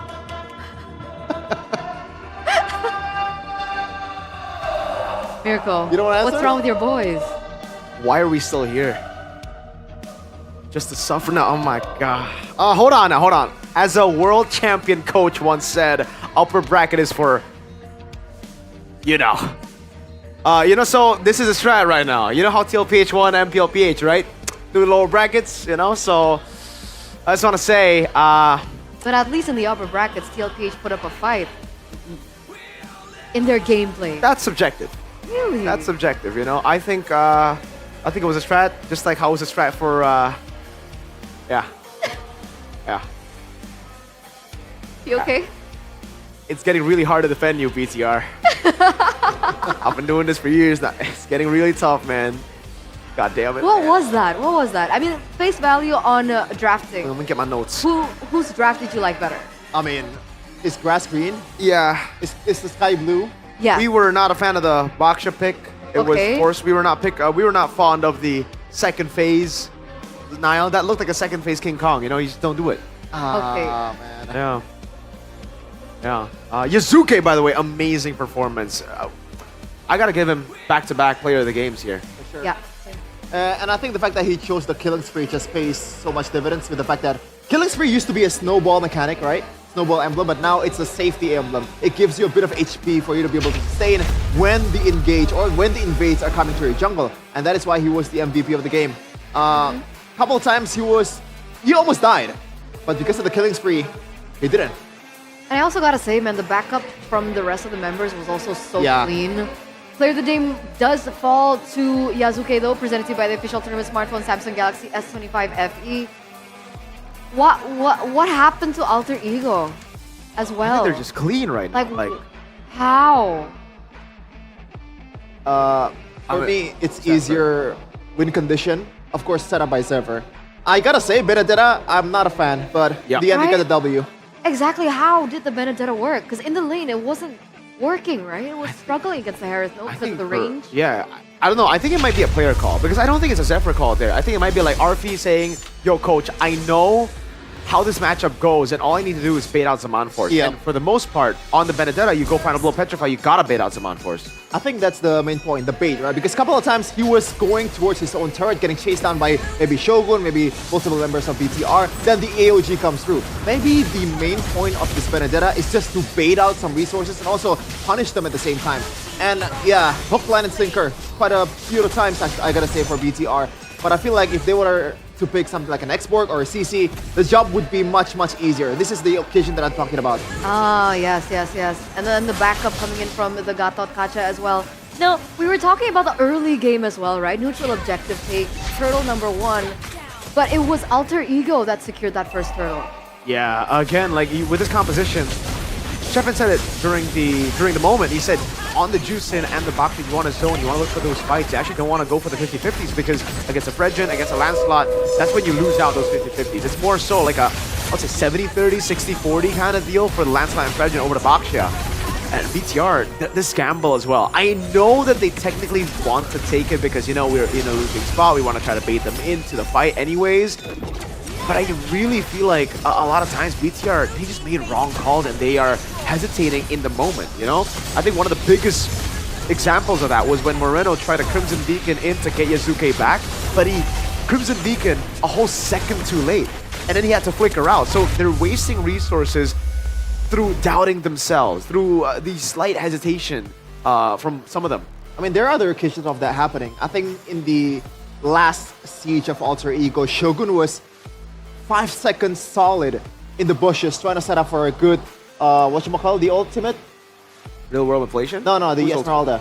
Oh, Falling Star Moon. The Falling Star Moon. He was holding that for 5 seconds and he didn't go for that one. Ended up getting killed by 5 members of Alter Ego Esports, and that's why I think, yeah, maybe hesitation was the main problem for BTR by Vitality. Yeah. And for a good reason too. They've been losing with this kind of fashion, right? This is not what they expected coming through this matchup.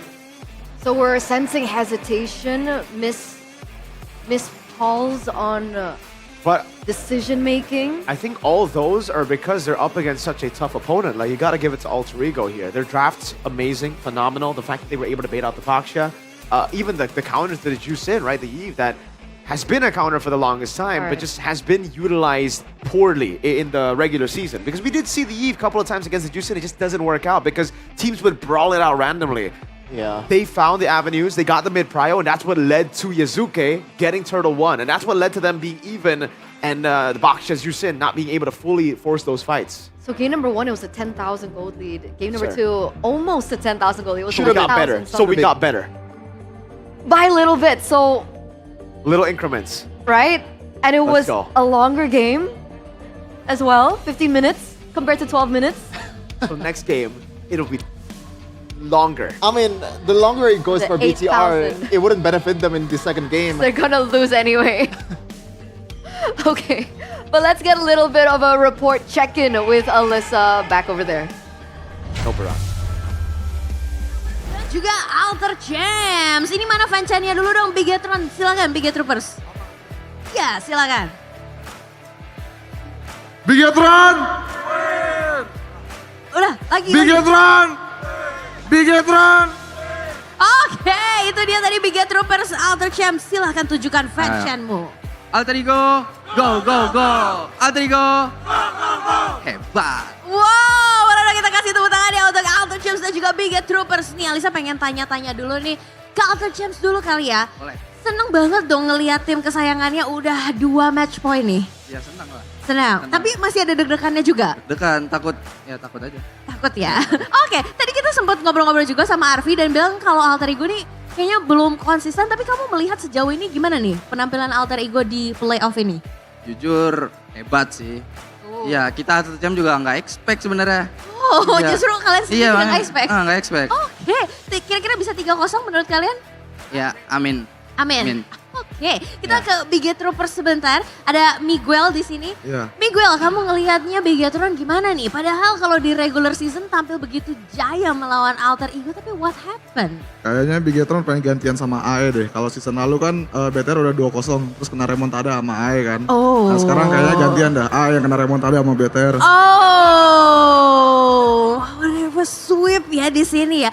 Mau dibantai di trade-trade, tapi kalian ngelihat masih ada In your dream. peluang, masih optimis juga dari Bigetroopers? Masih optimis. Oke, masih optimis. Jadi emang pengen balas dendam aja ya. Apa katanya bangun? Bangun. In your dream. Oh, in your dream, cenah. Gimana nih? Ada tanggapan mungkin?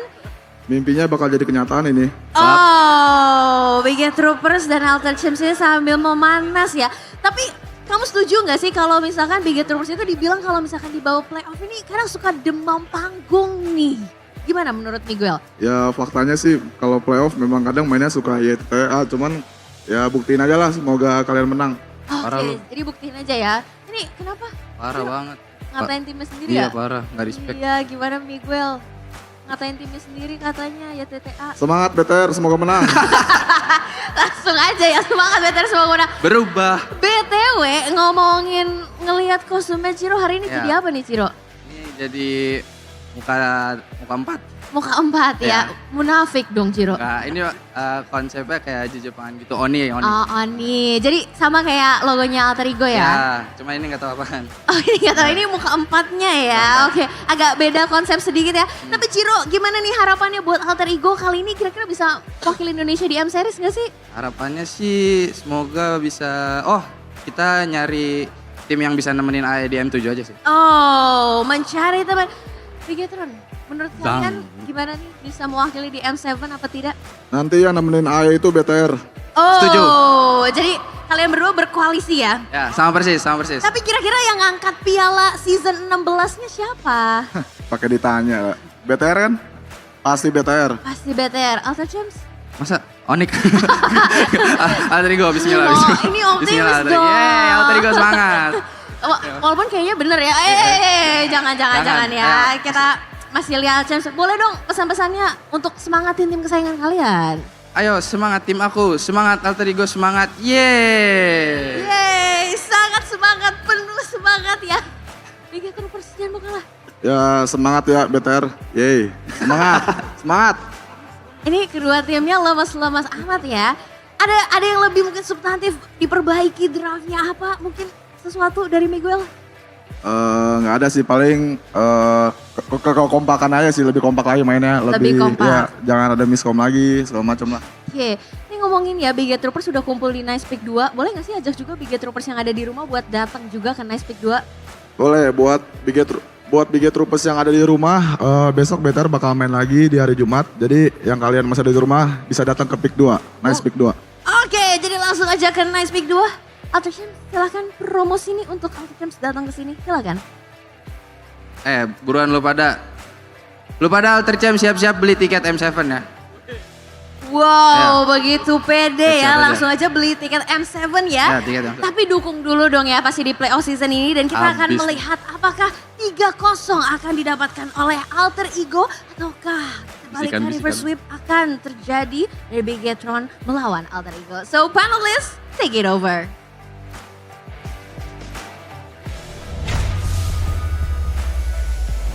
Thank you so much, Alyssa, for that report up on stage there with the Bigot Troopers as well as the Alter Champs.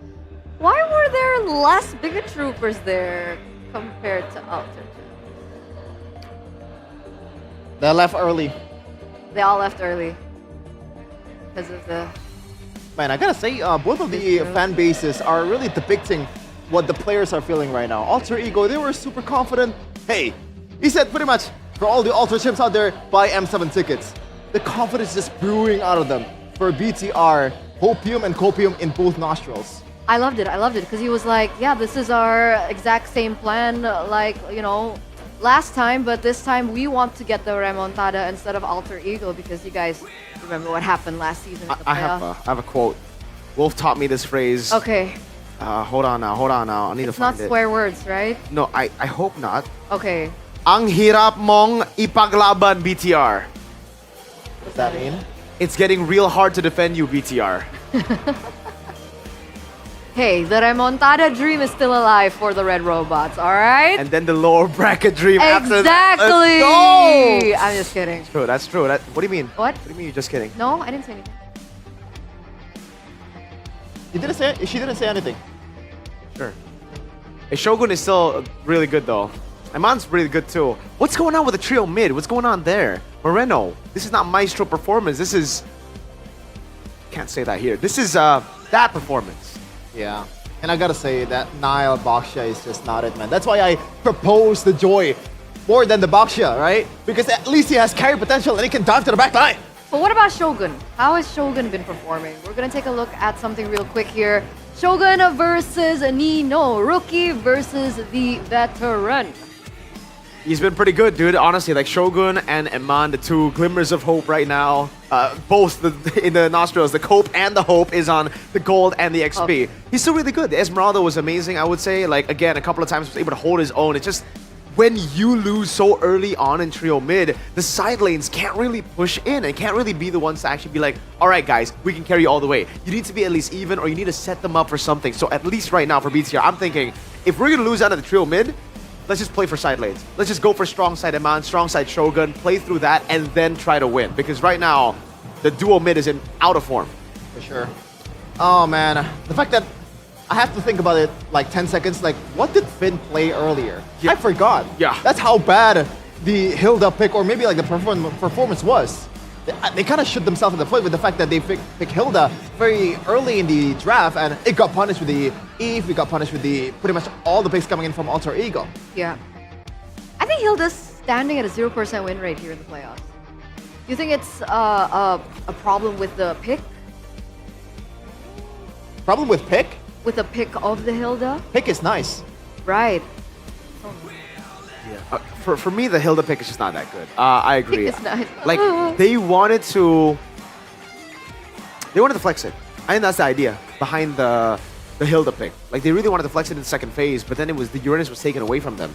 I think it really, and like the other angles, what other bands were there? I gotta take my notes. I folded it just like how BTR got Ruby, folded. Granger, Fanny, Kalea, Ben, second phase. Okay, so it's not even forced out. They actually did want to put the Hilda in Rome then.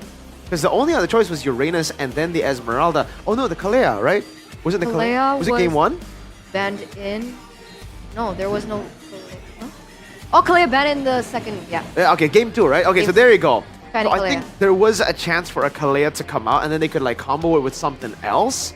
But even then, I think it was a bit far-fetched, right? I think There was nothing you could combo with. Exactly. Its lane was Jushin. So it's gold was purely Harith. for mid-prio then, if they Yeah. wanted Kalea. They took it away and then it's cooked. This goes to show the brilliance, I believe, just behind the operation, right? The battle of the masterminds here. We have Coach Bam on one side and Coach Zephyr on the other. A lot of people have been really talking up Zephyr with his drafts. But the Benedetta, it worked in the end. Yeah, I mean, like, you can't really knock it if it actually works out like that, right? We didn't see the vision, but we saw the vision after RV played it. The baits, the Zaman Force takeaway, the deny as well. The side lane control, the Uranus would have done the same thing. We had this conversation earlier off broadcast, but with the Benedetta, it's an easier way to do it. You have more mobility. You go into the side lane, you clear it out, and then you rotate over. And if the enemy team rotates, that's an easy force error. If they don't, that's an easy force error too. So it's kind of like I would say it's very similar to the M3 Ube style when Edward played the Benedetta, you know, to clear out the side lanes, just without a healer now. Okay. So taking a look at the snippets of that past game and past games for BTR. Again, remember, if we're looking back at the regular season, BTR always had a one step above Alter Ego. 2-1 on Alter Ego in leg number 1, 2-1 as well in leg number 2. What did Alter Ego learn from these past matches that give them so much benefit over Alter Ego, over BTR today? I think they learned the draft patterns that BTR like to go for, right? Like those bans on Moreno in game number 1. They noticed the pattern. If you want to go for the fighter golds, you need to go for either Yi Sun-shin or the Kimmy in mid. You need someone in the mid lane that can honker down and you just deal damage at the backline. And both games, you weren't able to get that on Moreno. I think right now, Zephyr has had that hold on Moreno. That's why he's put into a very uncomfortable spot. It's always winning lane in mid. For me, it's also on an individual level, right? Yuzuke was not playing like this at all the regular season. It feels like it's Kyrie playing for Alter Ego right now. I'm not joking. And he did say that he's a better jungler than Kyrie. Did he? In an interview, yes, he did. Oh, wow. W confidence. I like it. Confidence. Yes, sir. That's the confidence we need in MPL Indonesia. And if he did actually say that, he talked the talk, now he's walking the walk. He's doing an amazing job on the Lancelot. I saw some comments saying, like, when did Carl Teasy join MPL ID? You know, because honestly, I don't even think it's crazy glazed. That was a phenomenal back-to-back performance on Lancelot and then Haya and then Lancelot. Yeah. Oh man. Just maybe this will be a Yasuke glazing session by the end of the series, man. With the literally like 2 games in a row. By the end of the season, maybe. Oh, interesting. If they're drafting like this and all of them are in form like this, they look good. Yeah, we had this conversation, right? The group chat, like, some people said that it's gotta be PTR for Sonic. Then I proposed the idea of if Alter Ego can lock in, like within 2 series, they can do it. There's something about Alter Ego and playoffs lately that make them such a wild card? Without Nefari. I mean, it's not even about the playoffs I too. mean, he's a CEO now. So. That's true. Yeah, in the regular season, one of the reasons why I picked Sever to be the coaching staff of the season, when you look at the roster, the talent that they absolutely had no business being top 3. I agree. You know, I thought they were going to be out of the playoffs. I agree. With that makes sense. Yeah. This lineup is very, like if you give it to me preseason, you know, or even before playoffs, I'll be like, yeah, it's an all right lineup. It's not good. It's not like crazy. It's not an ONIC lineup. It's not even an RQ lineup with, you know, people who've already got back-to-back second place finishes.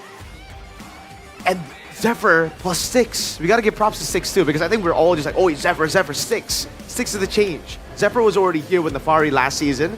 Now 6 is in, and the impact that he's brought, because I've heard some people say behind the scenes, like 6 is a smart coach. He's always been smart. He's always been the guy in MPL, you know, to lift Alter Ego. And I would say the same thing for BTR. Like, they found their combination with Bomb and Airpunk. It's just for now, we have not seen the same level of execution in game number 1, and in game number 2, that's when we can say, all right, that was an outdraft. Okay, I have a few questions regarding what to expect here for game number 3. But it turns out you guys answered a little bit as well, those of you guys back at home, and you guys think that they should allow BTR to allow Eman to carry in order for them to get game number 3, which is something similar like you mentioned about the side lanes for BTR. And if we're taking a look at the side selection, BTR are once again on the blue side. Do you think that has impacted their performance for the past 2 games? I'm not sure, man. I don't know if that's the biggest change there is. I guess it's a minimal. I don't think it matters at the end of the day. Like, it boils down to how you prepare for it. Maybe you prefer the blue side because you already prepared for it more. Some teams prefer the red side because you already prepared for it more and more. But we're gonna get expanding rivers here, so this feels like an Alter Ego map more than BTR. I was just about to say, we were talking about the mid trio and the fact that it's now expanding rivers. Is that BTR mid trio need to step up. It's a Yi ban. We're looking at the drafting phase for game number 3, presented by the official tournament smartphone Samsung Galaxy S25 FE. And yes, the Yi has been banned alongside the Gatot Kacha, the Arlet. We're expecting another Kimi Lunox ban, perhaps from Alter Ego. We already see the Lunox as well as the YSS. But now, with the Yi being banned out, they still go for the Kimi ban. Now, the difference is if you don't pick Zushin for BTR, they can still pick Assassin, either Lancelot or Hayabusa. Exactly. So that's the plan right now for BTR. Instead of banning out the Hayabusa, they ban out the Yi, they ban out the Galakacha, so it takes away the combo, and now it's kind of like an even playing field. BTR feel like in game number 2, they were outdrafted. Game number 1, sure, you can take that execution, but game number 3, we are locked in. That's what I'm assuming right now with the way that they are banning.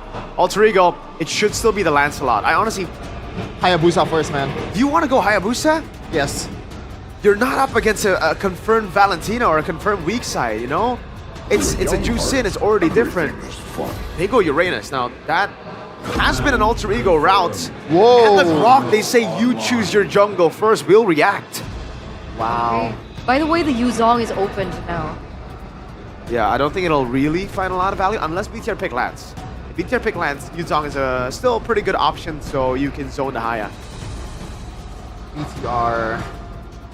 Next 2 picks. CC is still open. How do you shred Uranus? Right now, they got to think about that. Maybe just pick out Esmeralda just because of the stability. And it also kind of wins the lane against Uranus if you know what to do with it. And Shogun has been playing the Esmeralda quite well in the second game, and there is no Yi. So what roamer do you go for? Right? It has to be jungle first, right? There's no way you want to pick jungle. Well, this is the Lancelot that we expected for Nile. Esme or CC? Allow me to lead Will the be charge. Oh, Hilda again. Okay, still at a 0% win rate here in the playoffs, the Hilda. We're looking at the final pick for Alter Ego. Do they go for their jungler now? I think so. It'll be banned out. Unless Alter Ego want to say, hey, the reason he's so confident is because he can play both Assassins and Utility and then pull off like a crazy Utility pick later. It's not properly set up for that. Honestly, with the Uranus pick, it sets up for a damage-dealing jungle. Yeah. I don't know why. It feels like a Sever thing to do with that kind of a way of thinking. But they go for the Hayabusa instead. They still want to go for the Yazuka carry, and that's been working on for 2 games in a row. Now, for Zephyr, no roam slash EXP for BTR. Still gonna be a flex. Nice ban. Yep. That's what we expected, right? But, Do you think the Ruby could be banned next? For BTR? Or for Alter Ego? Alter Ego. I think Alter Ego don't care right now about the Ruby.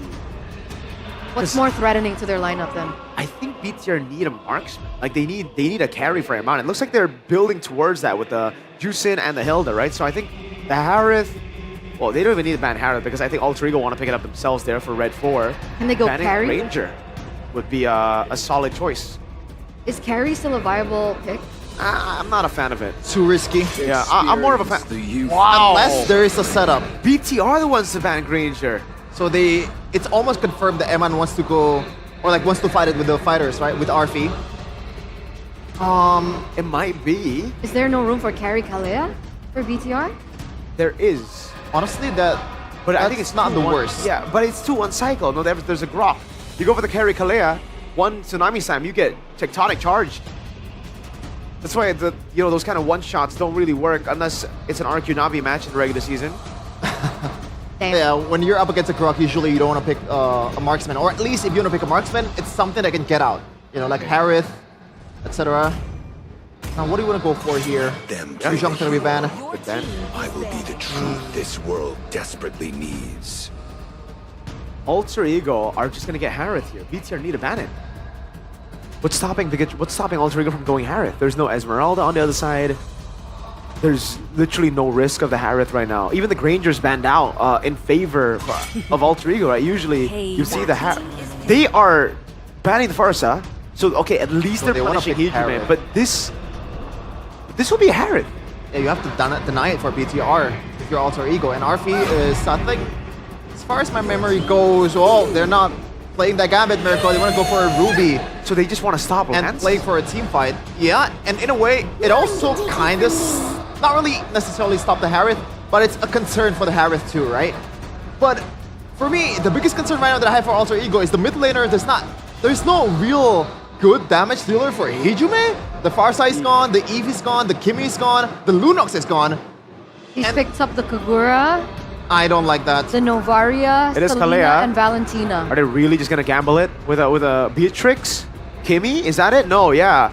That is way too risky. They saw the hover on Kalea. Now it's the Labu Labu in gold lane to go up against the Ruby. And the Cho. It's Cho gold. I'm not a fan of this pick. Oh. Against the Ruby. They've played into the Ruby. To be fair, I've seen MPL PH and the 1v1 potential of the Cho against the Ruby is actually quite decent. It's better than I thought. But in team fights though. Yeah, in team fights, it's a whole different story. Oh man. Wait, this is confirmed. Yeah. Cho gold. It should be. I mean, technically there's a 3-way flex for BTR. Yeah. So we'll see. But the last pick needs Final to pick. be damage. Sicilian. I would honestly just go for like a Sicilian and Novaria type of pick, right? Against a Cho? Yep. I think with the Ruby, with the Grok, you should have enough peel. Do you want to play team fighting base, something like a Faramis or a Ziltian? Aramis. Give the whole team extra HP, but... Oh, how about Selena? Yeah, he has picked it up. Nice call. But I think the Selena isn't... Yeah. Like... Alright, we'll see how it goes. Personally, I thought it was just going to be a hyper carry in mid, you know? A guy that just stands there, kind of like an Aurora with Yue. Match point. Ladies and gentlemen, boys and girls, one more game away of securing it all. Moving forward to the upper brackets. Goni, Realize, take us through it. Well, the same ghost that haunts Bigatron time and time again come back and haunt them in Season 16. Showcasing insane performance in regular season and crashing out in the playoffs. Alter Ego are one game away from knocking them down to the lower brackets of the MPL ID Season 16 playoffs. Welcome to Game 3, potentially the last game in this Chaos Derby. Alter Ego against Bigatron by Vitality. Potentially the final time in this series. Let's see. Finn again on the Hilda, but that last pick, Selena, will that pick be the difference maker? Look at how far back Iman is pushed by RFU, but that was actually Iman cutting the wave, getting level 2 quickly. He's gonna look for a rotation, but I don't think he will get it just yet. Meanwhile, Nino up top doing heavy work towards Shogun. If you take a look at the previous games, it was the Gatot Kacha who was the big problem, and Bigatron by Vitality, they addressed it. Emblems by Games Max, nothing too out of the ordinary.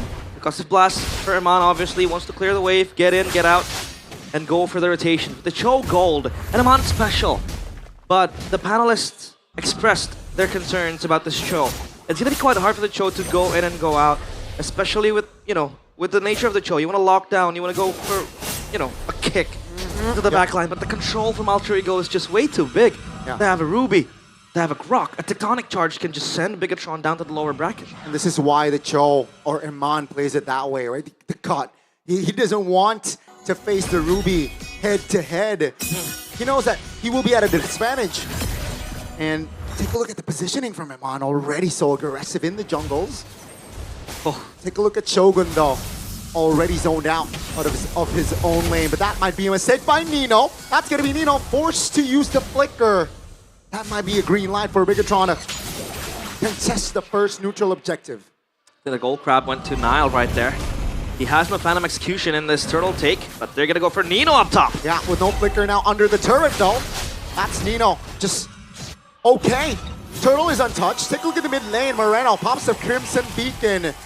That's gonna be the signs of life. Nino, 1 HP. That's still Alec though, doing its job to provide the peel and the cover. Alec has been having a great game in this series. Great peel coming in from this player, once known as Owen. As Alec, he is a real man now. With the Grok, we'll see how well he uses this hero. Meanwhile, Finn, he has been put on Hilda duty for 2 games straight now. In the previous game, he was tasked to hold the long lanes, but it's not really the best for the Hilda. They want to go in for a skirmish. Oh, Shogun will be the first one to fall here. First blood. Oh, take a look at the kick from Iman. It finds Arfi. Now it's a 4v4. It's a fair fight, but Alter Ego now taking it slow. Yazuki level 5 against Nile level 5 as well. Yeah, they don't want to contest this turtle just yet. They need to wait for the spells and the skills to be up again.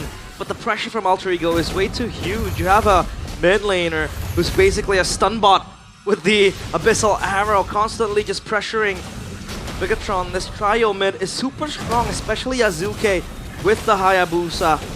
He's been having a solid game as well. Now they want to go for the juggle into the objective. The 4v4, Alec though, below 50%.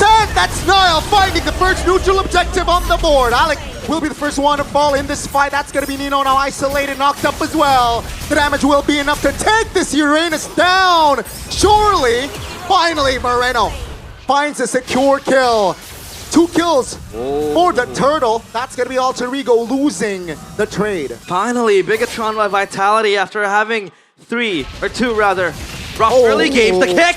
Beautiful way of the dragon, and that will be Arfi going down twice in this game. Bigatron showing up differently here in game 3. Take a look at the damage that Finn is able to provide on towards Yazuke. And he's forced to recall now. Collects the purple calmly. He can tease the purple buff, Yazuke. Not the best start for him. And Iman munching on those turret plates. He has the War Axe ready too.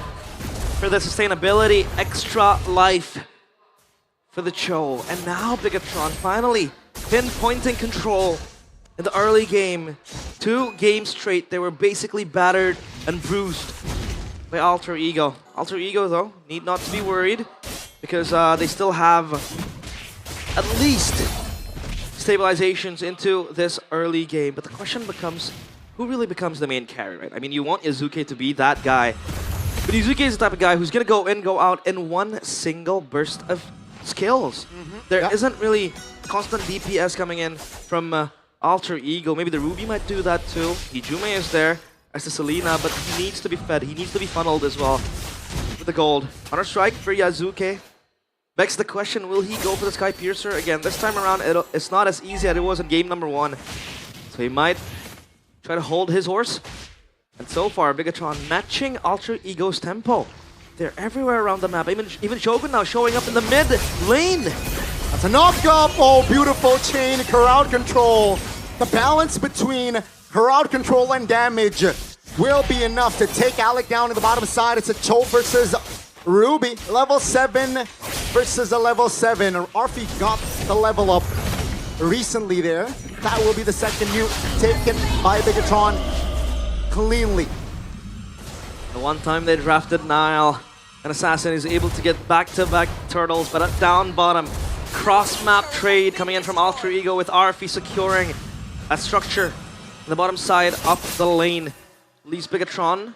Now they want to try to again exert as much pressure. Tectonic charge! Oh, in the mid lane, that's the Wave Dragon though, in the bottom side as well. Shogun is off the map in the mid lane.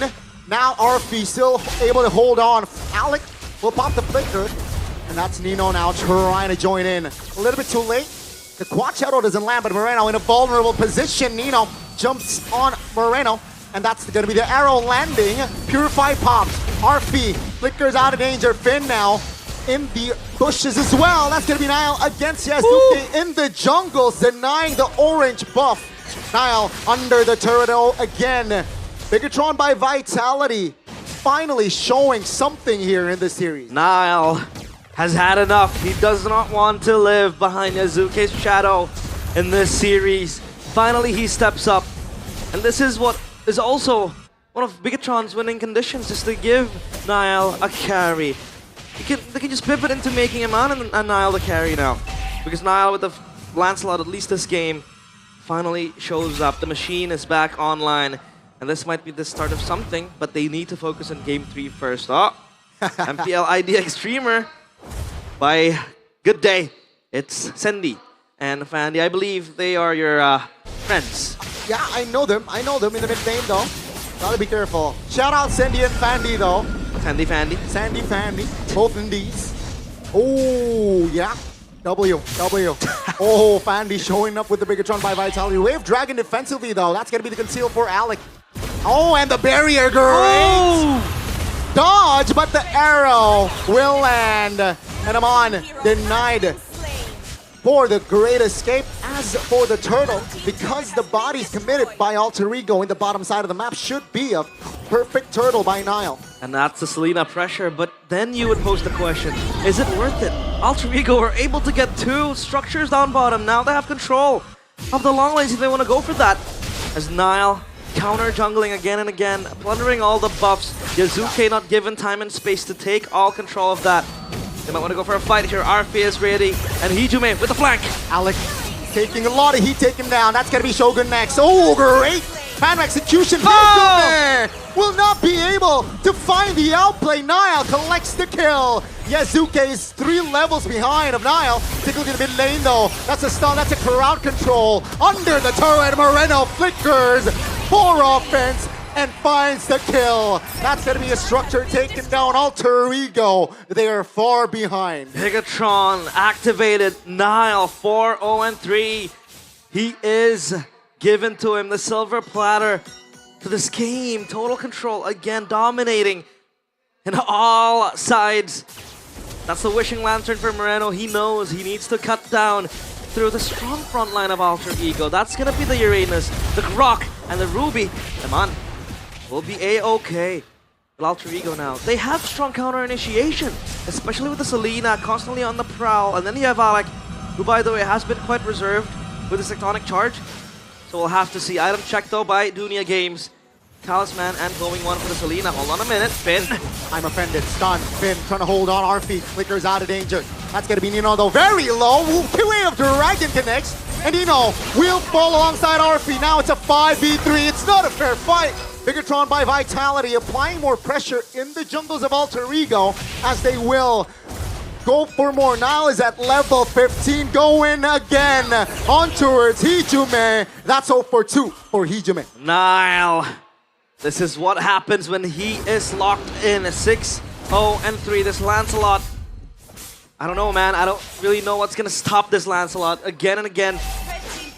Very strong showing in this game by Nile. Now they have Cryo on the Lord. And Alter Ego, they're the only trophy that can really kind of show off in this game is that bottom side turret push. But then again, this Lord, they're gonna concede it and Bigatron is gonna trade it back. With this Lord, obviously, they're gonna get a few more structures scot-free for Nile. and Alter Ego, for the first time in the series, they are on the back foot. Yeah. And now they want to make a play with a conceal, but they know that Bigatron are wary of that. Because in the prolonged team fight, Bigatron, rather Alter Ego, sorry, they are quite good. I mean, the Ruby, you could see how hard it was for Bigatron to kill and take down the Ruby. The sustain is just insane. And there's little crowd controls that that she has with the Don't Run Wolf King. I'm offended as well. It's all just hard for Bigatron to traverse around, but so far they have been doing a solid job into locking down, you know, important members. The side of Alter Ego, the Selena, and then just completely neglecting Nino, who wants to become the front line. But Bigatron, they know they have their eyes on the prize. All good so far. Tectonic charge defensively. That's not a good sign with the Lord marching at the bottom side of the map here. Holy Shields are still up, but it will go down in 30 seconds. In the mid lane, it will be popped. And Bigatron slow pushing this one. And Alter Ego, they can't do anything. Have to hold here. They're gonna go for a play here. Let's see. RP and friends. They're two-man knock up there by Moreno. Flicker out. Danger! Shogun shows up and finds the connection. Alec now flickers out of danger. Now Shogun has immortality, will lose it. Nile in the back trying to provide the damage, not enough. That's gonna be Nile and Shogun taken down as Yazuke collects the double and the shutdown points. That's not what you want to see again. Indisciplined by Bigatron, biting off more than they could chew. Shogun with the dive, sure, but Bigatron got overzealous. Nile had to follow up, but there was a shadow kill on top of him, and he did not have the Thorn Rose to mitigate that damage. Sure, Yazuke has not been on a steamroll like Nile is, but he is still deathless, and he's still able to get the kills needed to prolong his life in this game. Replay. Take a look at this initiation. Good flicker to the stun by Shogun. Nile also wants to jump in because he is a Lancelot after all. But all the members are way too far, and Mon is in the mid lane. So no follow-up whatsoever. And even if he wants to make a play, that's just gonna be Bigatron overextending again and again. They cannot make these mistakes because Alter Ego are good at punishing, just like this. Yeah, let's see. Shogun, no, it's a 5v4. Technically, Nino finds it to kill. That's gonna be the way of Dragon connecting onto his RP. 4v4 now with Hijime running away. That's a shadow. Yazuke has a shadow kill. No shadow though. He's isolated and will be shut down by Nile. Alter Ego now. 2-man down as the Lord will be spawning as Bigatron. They look for the end angle after the Lord take potentially. That's going to be Moreno though in the mid lane. Still A-okay. That's going to be a hard reset here for Alter Ego. Impaled with the swords from the Lancelot. Alter Ego, Yazuke, sure, he was insane in this series, but that is, I think, the first question mark you can draw for him. He quad shadowed back close by to Nile, knowing he had no quad shadow to get out of that city.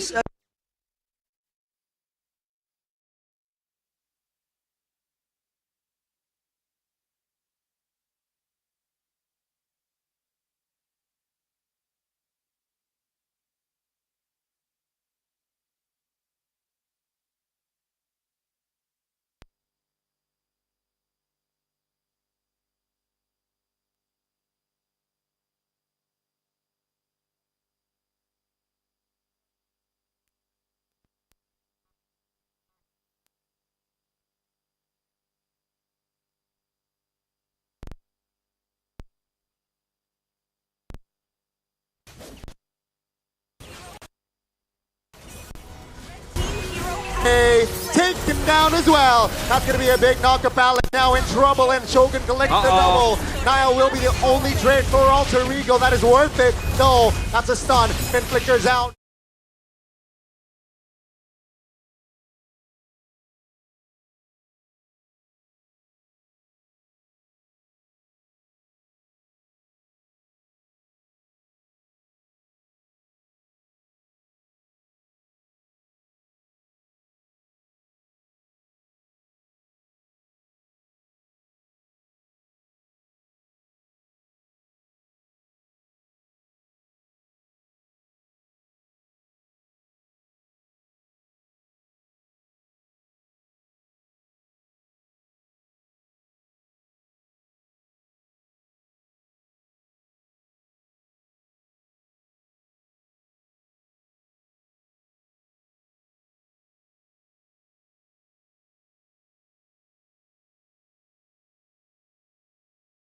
Bigatron down to the lower brackets, but Bigatron, that was an insane showing. Nile finally stepping up, crawling out of Yasuke's shadows.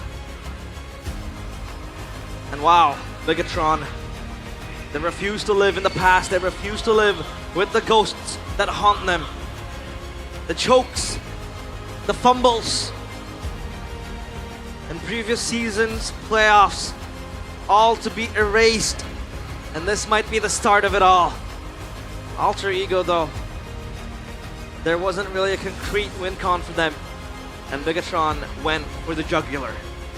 What a game. What a game from Bigatron. Their recovery. I feel like their win cons are a little bit more complex if you compare it to Alter Ego, but their execution was crisp, clean, and steady. Will we see a game 5? Yeah. That's going to be the big question right now. Everyone stepped up. Nile with the Lancelot. And Moreno finally again becoming that supplementary mid laner. The juice in. After what was a very shaky game 1 and 2 with the Valentina and the juice in as well previously. And Bigatron, can they build off of this momentum? Can they punch back? Because they are still yet to find the equalizer. They still need to chase down this 1 game deficit.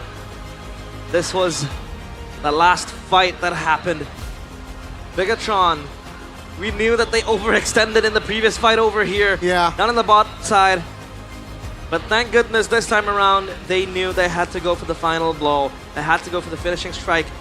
And that they did. Another lifeline for them to cling on. Another chance for them to continue their stride in the upper bracket. Panelists, is Mirko finally believing?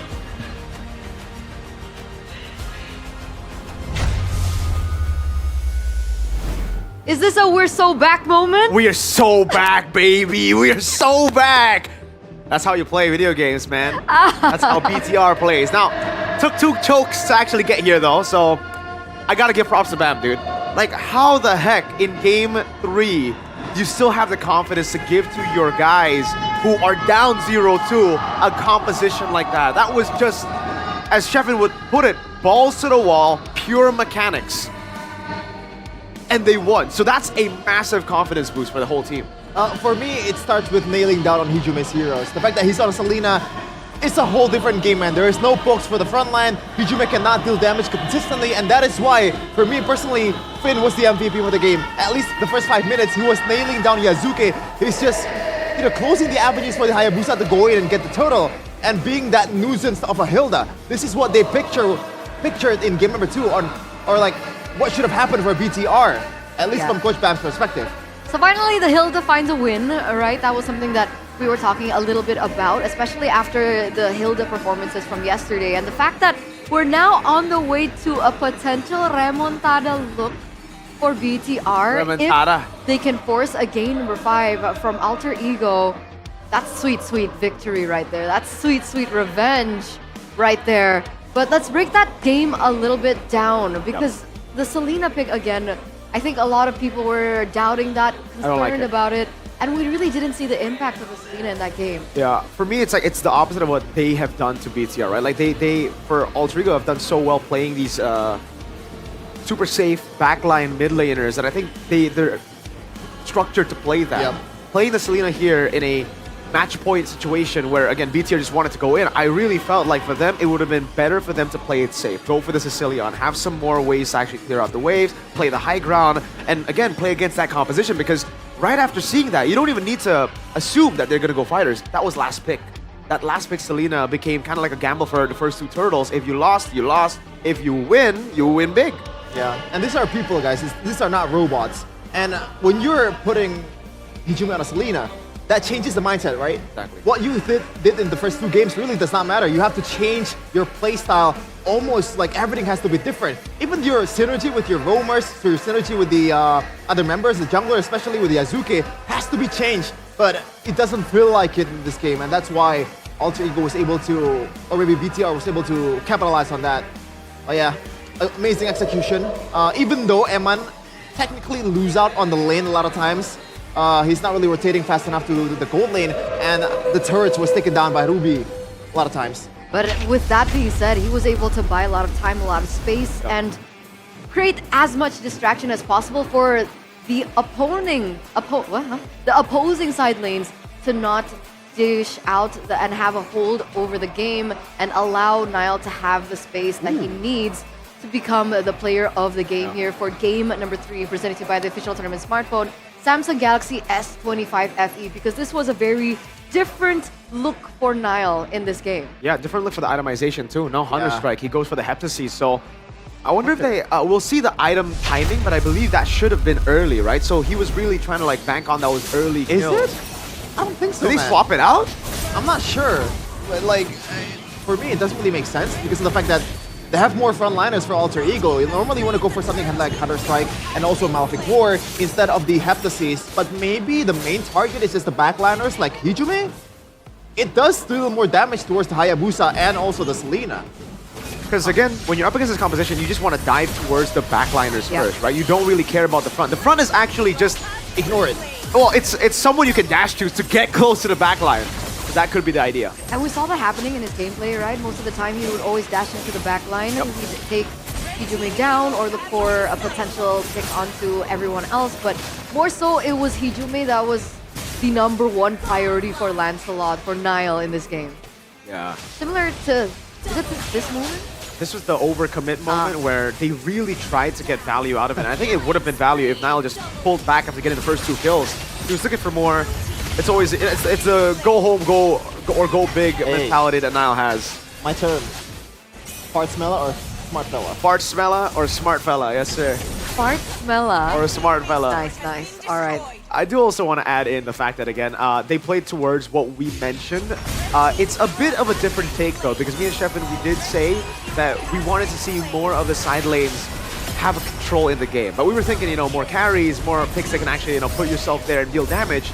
BTR, instead, they did put damage on Shogun, but it's more so like playmakers for Eman and Shogun to enable Niall, just so that the mid duo isn't too pressured to be the ones forcing it out for Niall or opening it up for Niall. I think in the game 1, game 2, they were too reliant on just having the mid duo win out for Niall to perform. Finally, we get Shogun and Lapu Lapu, we get Eman on a fighter goal that can actually push and can actually create in the map, on the map.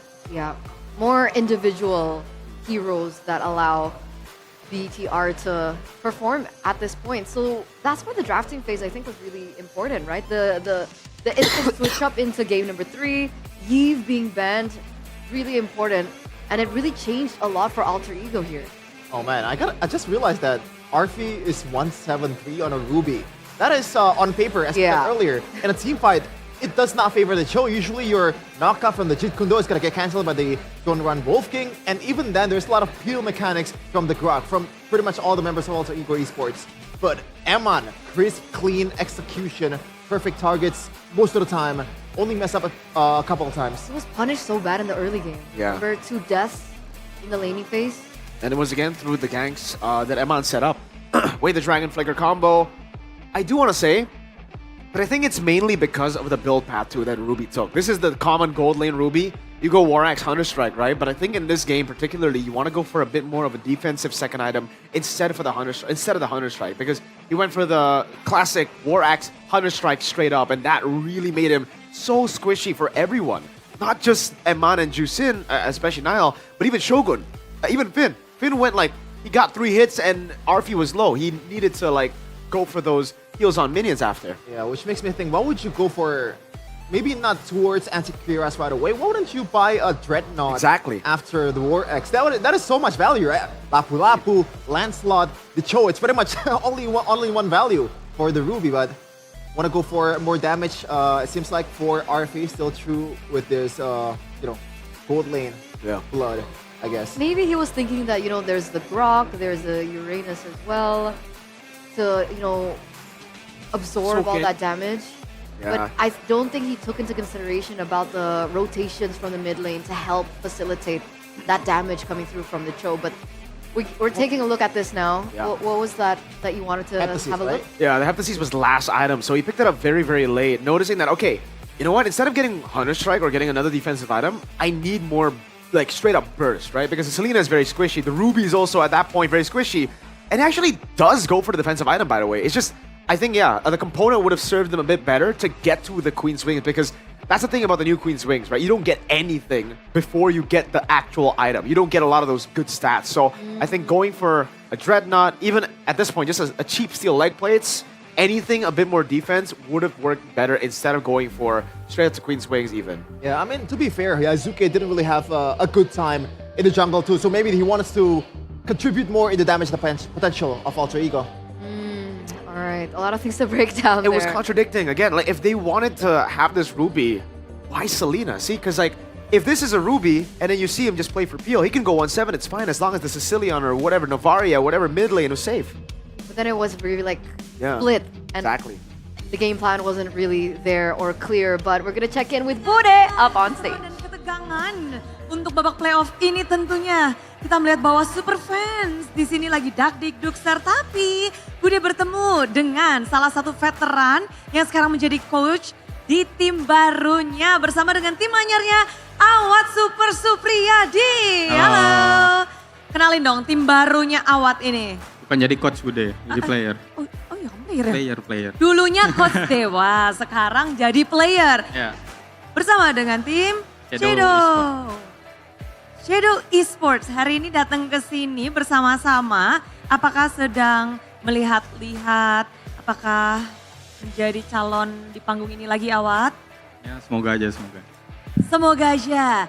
Ini Awat dan di sebelahnya ini player anyar nih, wajahnya masih fresh banget. Siapa namanya? Nama aku Rex. Rex. Ya. Terjun ke dunia esports, masuk ke dalam tim Shadow ini. Ya. Dengan mimpi apa? Apakah ada sebuah tujuan yang ingin dicapai? Mau bawa balik M series ke Indo. Widih. Jadi nunggu-nunggu biar bisa ke MPL, ngawalin Indo, terus kepengin ngebalikin piala M Series ya. Mimpinya langsung juara dunia. Keren, ini adalah mid laner dari Shadow. Lalu ada jungler dari tim Shadow. Yans, halo Yans. Halo Bude. Gimana ngelihat beberapa mantan timmu sekarang bermain di beberapa mantan lawanmu pada saat di MDL main nih di MPL? Yang keren sih. First time mungkin kan mereka naik MPL, terus langsung playoff gitu, bagus lah. Iya, dan Ian sendiri kita tahu kamu pernah melawan jungler-jungler seperti Yasuke. Dan melihat Yasuke dulu dan sekarang, apa sih? Ada bedanya nggak? Kayaknya makin matang kali ya. Mateng. Makin mateng. Soalnya sempet ketemu di MDL season 11 gitu. Jago juga. Cuman ngelihatnya sekarang makin jago lah. Makin jago? Ya. Yeah. Tapi kalau ngelihat dari performa seorang rookie, lalu masuk ke MPL dan performanya seperti Yasuke ini sendiri, kamu ngelihatnya apa sih yang dipunya Yasuke yang mungkin nggak dipunya sama rookie-rookie lain nih? Mungkin konsistensi dia sih. Soalnya dia jago, assassinnya jago lah. Main Fanny bisa, lancenya juga jago, Hayabusa jago juga gitu. Jadi dulu ketika ngelihat Yasuke, apa yang paling kamu ingat nih tentang Yasuke? Assassinnya. Assassinnya. Kalau tentang Nail gimana? Nah Nail nih, udah beberapa tim dia jaba ini di MPL. Dan sekarang gimana kamu melihat Nail? Ya sama-sama user assassin yang jago lah kan. Ya mungkin match ini mereka bakal adu assassin siapa yang lebih jago aja gitu. Menantikan adu assassin. Tapi kalau kita ngebahas mid lane MPL nih. Calon mid laner MPL juga dong? Amin. Semoga. Ada gak sih idolamu mungkin di MPL? Apalagi bermain atau dari tim mana? Ada. Siapa tuh? Sans. Ya. Sans. Kenapa? Kenapa nih Pasep? Bukan manusia itu dia. Apa sih yang bedain Sans dengan mid laner lain? Kacau banget tuh dia mekaniknya. Kacau. Jago banget. Jago banget. Udah pernah ketemu belum sama Sans? Mungkin di rank atau di latihan? Di rank sering ketemu. Apa yang kamu rasakan? Pressure-nya tinggi dia. Mekaniknya jago banget. Apakah ada hero yang memang kamu lihat kalau dipakai Sans tuh beda? Parsya. Oke, Soalnya suka solo kill orang dia. buset. Tapi kalau ngebahas tentang match hari ini kan lagi ada Ijume Ya. dan juga Moreno. Dua player yang bisa dibilang veteran juga. Gimana kamu melihat dua player ini? Keren sih mereka, jago-jago, sama-sama jago lah. Cuma hari ini kayaknya Hijume yang bakal menang. Kenapa tuh kenapa? Udah kayaknya Ijume bakal menang. Karena ini harinya Hijume kayaknya. Jago banget hari ini, tampil dia. Tampil dia. Feeling seorang mid laner ya. Ya. Oke, tapi kalau ngelihat tentang feeling, kamu bilang Bigetron akan menjadi salah satu perwakilan Indonesia bersama dengan ONIC. Tapi ini baru match pembukaan mereka tapi kelihatan agak goyang nih. 2 game awal mereka ketinggalan.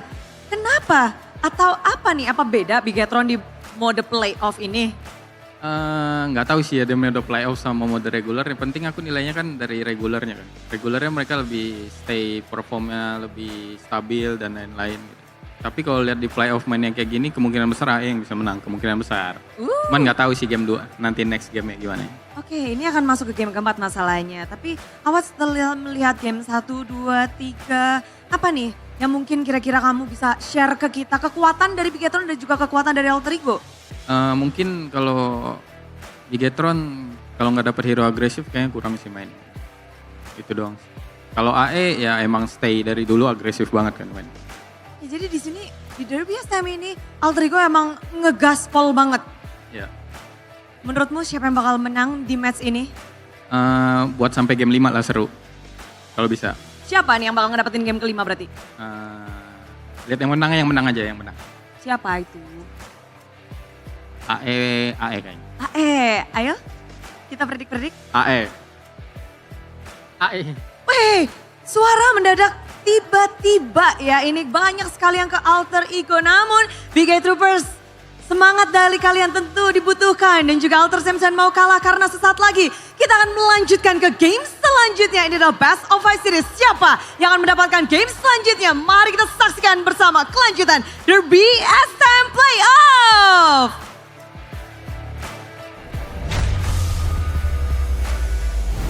Thank you, Bude Laramosa, for that check-in with Super Awat.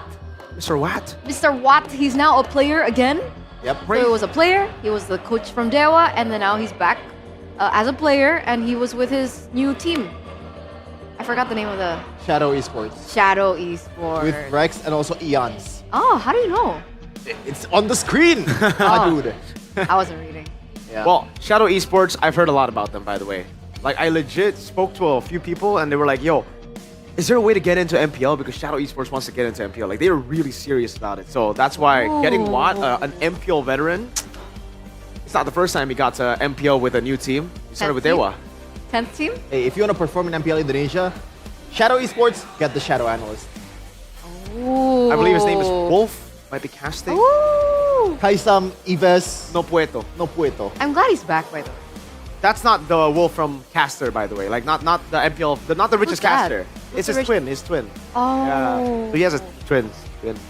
So who's Ocho? Ocho Gahapa? That guy we don't know. We don't know that guy. Oh, we don't know. Oh. Anyway, resuming into the Chaos Derby here in the playoffs. 2-1. It looks like BTR are coming back. And a lot of questions are surfacing whether or not BTR still remain a top contender to make it to M7 as one of the representatives of MPL Indonesia. Because if we're looking at who has It's his fault. gone through and will be representing the Philippines, you see JP there. Is it still his fault though? It's always his fault. It's always his fault. They won. It's his fault. You have a bad day, it's JP's fault. JP's fault. Damn you, JP. Yes, sir. Anyway, we're looking at his stats right now. We see Finn, Alec, Keyboy, the 4 remaining contenders here to represent MPL Indonesia for M7. How do you think the stats compare to one another? And do you think that the roamers here in MPL ID are or will be able to or have a chance to go head-to-head with JP? I hate looking at stats. All right. Especially for roamers. Yeah. Because then it needs there's gotta be a lot of context behind it, man. Picks are different, play style are different. Some teams play aggressively, some teams play it a bit more ube, a bit more, stagnant. At least they get the job done. No kills, they get the turrets, it's done. Some more macro. Yeah. What is JP? Is JP more of a mechanical player? Is he more macro-centric? Is he more micro? He's Mr. Fundamental. Yeah. Yeah. He doesn't do anything too crazy. He zones. He knows exactly what the team needs at every single moment, every single pick that RC gives him, and he just knows how to also balance it out with the rest of the team. Like he's just core fundamental guy. Yeah. Because Roamers, if you want to talk about the stats, it also relies on your teammates, right? It's not just you. That's Maybe true. the only thing that I can think of from all of these 4 players from ID, Keyboy has good advantage on him on mechanics. But at the end of the day, Roamers with mechanics, you don't really need that much mechanics from Roamers. No. Especially in this meta. Because in this meta, we are seeing more simple heroes. And that's why I think before the playoffs, I was like, yeah, this almost seems too good to be true for JP. Because all of his heroes are super meta. You know, we see the Gazakachas, the Hylos, the Hilda as well. By the way, he won in game number 7 with a chip as well, by the way. So the chip can still come through if you know how to coordinate. I think that was a very special case. They had a chip in Loyi in the end, and they were able to backdoor. That was a crazy end to MPL Philippines Grand Finals, man.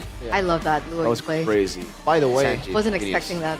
JP in 5 MPL PH Grand Finals, he hasn't lost a single... Not just in MPL PH, he's never lost a Grand Finals, Oh, period. wow. Because It's- MSC as well, 5-0. Oh, it's literally Michael Jordan. He's 5-0. MLDB. Yes, sir. Yes, sir. Perfect in the finals. It's so crazy, like his journey, his own personal journey as a player, as how things were starting out for him when he moved in, replacing a certain someone. Technically, he was Technically, he was the OG. Because he didn't come in. He's part of the Sun Sparks. So technically, like, Yaoi was the newcomer in a way. Oh. And then they had the swap, and then Name drop. and then all that. Wait, why can't we name drop him? Because he's gone. I thought dead. he's one of your favorite players. But he's gone. He's not dead. He's gone though. So you hate him now? You hate him? You hate him? He's just gone. Okay. So, all right. I guess Yaoi leaving Indonesia, Eterna didn't like that. Yeah. Yeah. Because he's not gone. You know it's not about that. What? What? Oh my god. What? First pick selection though, away team. Alter Ego will be on blue side for the first time in this series. Wow. I don't think they can pull off what they did in the first 2 games on blue. Because they've been able to get the better trades off. Now they're going... Well, technically you throw off BTR2, but the thing is, regular season, 71% on red side. They've only played blue so far. It's a risk that they're willing to take. They are 2-1 up, so I think it's fine. It's just very scary right now. Technically they have a life left. Right? So, In no this one series. Hey, that's true. Upper bracketer for what? Yeah. Okay. Let's get to the drafting phase for our next game. Game number 4 presented to you by the official tournament smartphone Samsung Galaxy S25 FE. We're seeing the bands come through. Wait, are they all full bands already? Yep. Esmeralda, Kimmy, and There we Lunox go. banned out. Oh, and the Yisun in first pick. The Cordelwin special. He loves that? He loves it. Really? He literally can only play YSS. But the Yuzong is up for grabs. Oh no. Like BTR just go for Yuzong right now. They go for, well, no, got the Kacha there. Lance, if they want, but I think mid lane. Go Yves, right? Yeah, for sure. The 9. Yuzong Yves, go for it. With the series looking, Yip might be the, the winning hero of the series. Yuzhong, as The expected. Moreno special too. Come on, use the Yip, bro. What if it's Valentina? Whoa, that is looking a bit too game one-y. All right, Yisun Shin and the Khalid mid prio is guaranteed now. It's a good deny pick away from Alter Ego's Alec Khalid in a way. Oh yeah, they don't want to pick the Yip because they know the Yuzhong already takes care of the Yip. Ah, and that's is that a Cyclops? Cyclops? Oh my god. Are you it's serious? a troll. It's a troll. Okay, what would Cordelwin think about that, Eterna? I think he'd be really upset. Okay, so let's not pick it. Let's go for... Whoa, Leo! Be careful, Hijime. A blind You might get Valen? beat down by Leo in You game. get smacked. In Well, game. Technically, it's not really blind violence, just because of the fact that there is a Black Dragon form and also Raging Sandstorm. They ignored the Yip completely. But Valentina Black Dragon form is quite vulnerable. Yeah, but it's only if you have heroes that can actually deal damage to the dragon while he's flying. Right now, I don't think they have that. Okay, So it depends on the second phase now. Depends on the second phase. How they do ban you out. allow or facilitate that? Because the CC is now banned out. What do Alter Ego want to do to protect what they currently have right now? I think you go for the range heroes again. I'm surprised Alter Ego aren't just going for Moreno bans here. Because yeah, I still think the Yves is an amazing pick. You go for the poke up against the Valentina. It's going to be very similar to game number 1 where we saw the... Oh, was Valentina versus the Yves? Oh, unless they want to just... Because they know that they established that they can play the Benedetta, right? Yeah. That would be something that takes care of the Yves, so maybe it is a bait towards that hero. But I'm not sure if you want to go for that. Yeah, it could be a ban on the Benedetta too, right? They banned out the CC. They already have a read on, again, you wanting to go fight our goals when you have the East and Shin. It's so far right now for Alter Ego a very pure comp. So BTR should be expecting more damage to come through from XP and Rome. XP and Gold. What's the next ban though for Alter Ego? Lapu Lapu? No. Oh. Ah, wait, I did not expect that. I thought I said damage. That ain't damage. Yeah. So they... Well, I guess to be fair for BTR, they don't really have Shred right now. Oh, I mean, BTR Lapu. BTR take Lapu Lapu? Yeah. It's not really an Iman special. I don't think we've seen him on Lapu Lapu yet. That is true. The Cho, yeah, exactly. Like I would say, if you want to go fighter after that game, I want to go Cho all day. But I think it might just be a Granger now, you know? There's not much risk. You can go Purify up against the Kalea. There's no dive at all. That's a Purify built in. It's also a good snatch away, by the way, because Alter Ego, I think that's what they would have had in mind with the Kalea. There's no combo aside from the Yushin Mountain Shocker into the Tsunami Slam right now. And there's no long-range artillery damage coming in from Alter Ego. Now 1-1 gets a lot more value. That's a good pick. And there's also a decent setup too from the Raging Sandstorm and also the Petrifier from Shogun. So we're thinking Farsa last pick. For BTR? Yeah. I think it depends on what Alter Ego wants to pick here. And that's why they're hiding it until the last moment. I think whatever you go for, it's good to go for the Farsa, no? Because like, let's say you go Lapu Lapu. You have a way to fly instead of just honkering down and utilizing the shield of the RWM. We'll see. Cosmic plays will never depends, right? Do you want to go play for 1-1 or do you want to go for a bit more independent mid laner? Now you definitely don't want to go Yi. Yes. Exactly. Yeah. Should be the Farsa. No one can take you from me. Kind of prone to dive through, right? What other You can fly away. You can fly away. I think the whole prone to dive thing is if you just sit down and you don't expect anything. There's no way it's like a crazy Moreno pick, right? What, Sicilian? Selena? Nah, I'm not a fan of the Selena, honestly. But it is up against... I think it could work. Yeah, it's actually not bad. Kagura as well? It's not as bad as it was for Alter Ego game. Oh yeah, you know what? Kagura is not bad. Yeah, good call. But I don't see why you want to go Kagura. Why? Why do you guys... safety, and also you have two marksmen in front of you. And you also don't give value over to Valentina. Okay. That's the only reasons I can think. And that reason alone, I think, is already enough. Because now, yeah, what? You're going to go Raging Sandstorm forward and get caught by the Umbrella? Hard. So again, potentially the final game in the Chaos Derby here in the playoffs. Ladies and gentlemen, BTR are looking for a remontada of their own. Will they be able to get it? Let's head it over to the casters. Hey, Turna, I know a lot about remontadas. Wow. My team. Not against my team. Under a closed roof, let's see if Bigatron are able to pull off the Real Madrid special, the remontada. Can they go for the reverse sweep in game number 4? 2-2 is what they are eyeing for.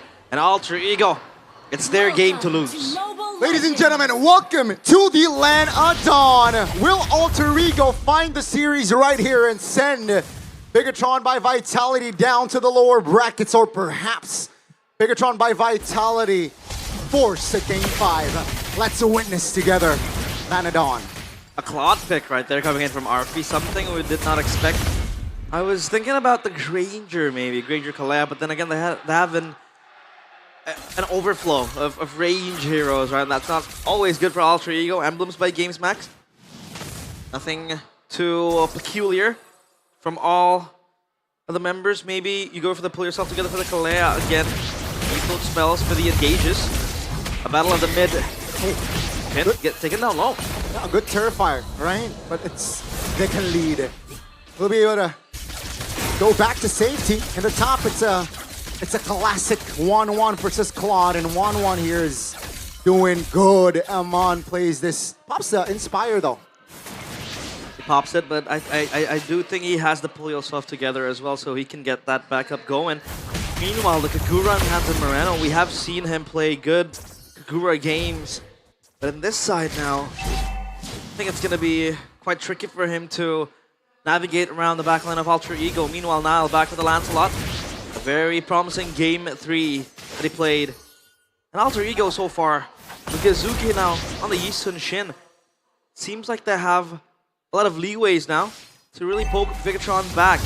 Honest prediction by Go Base, 69% for Alter Ego, Chefin's favorite number.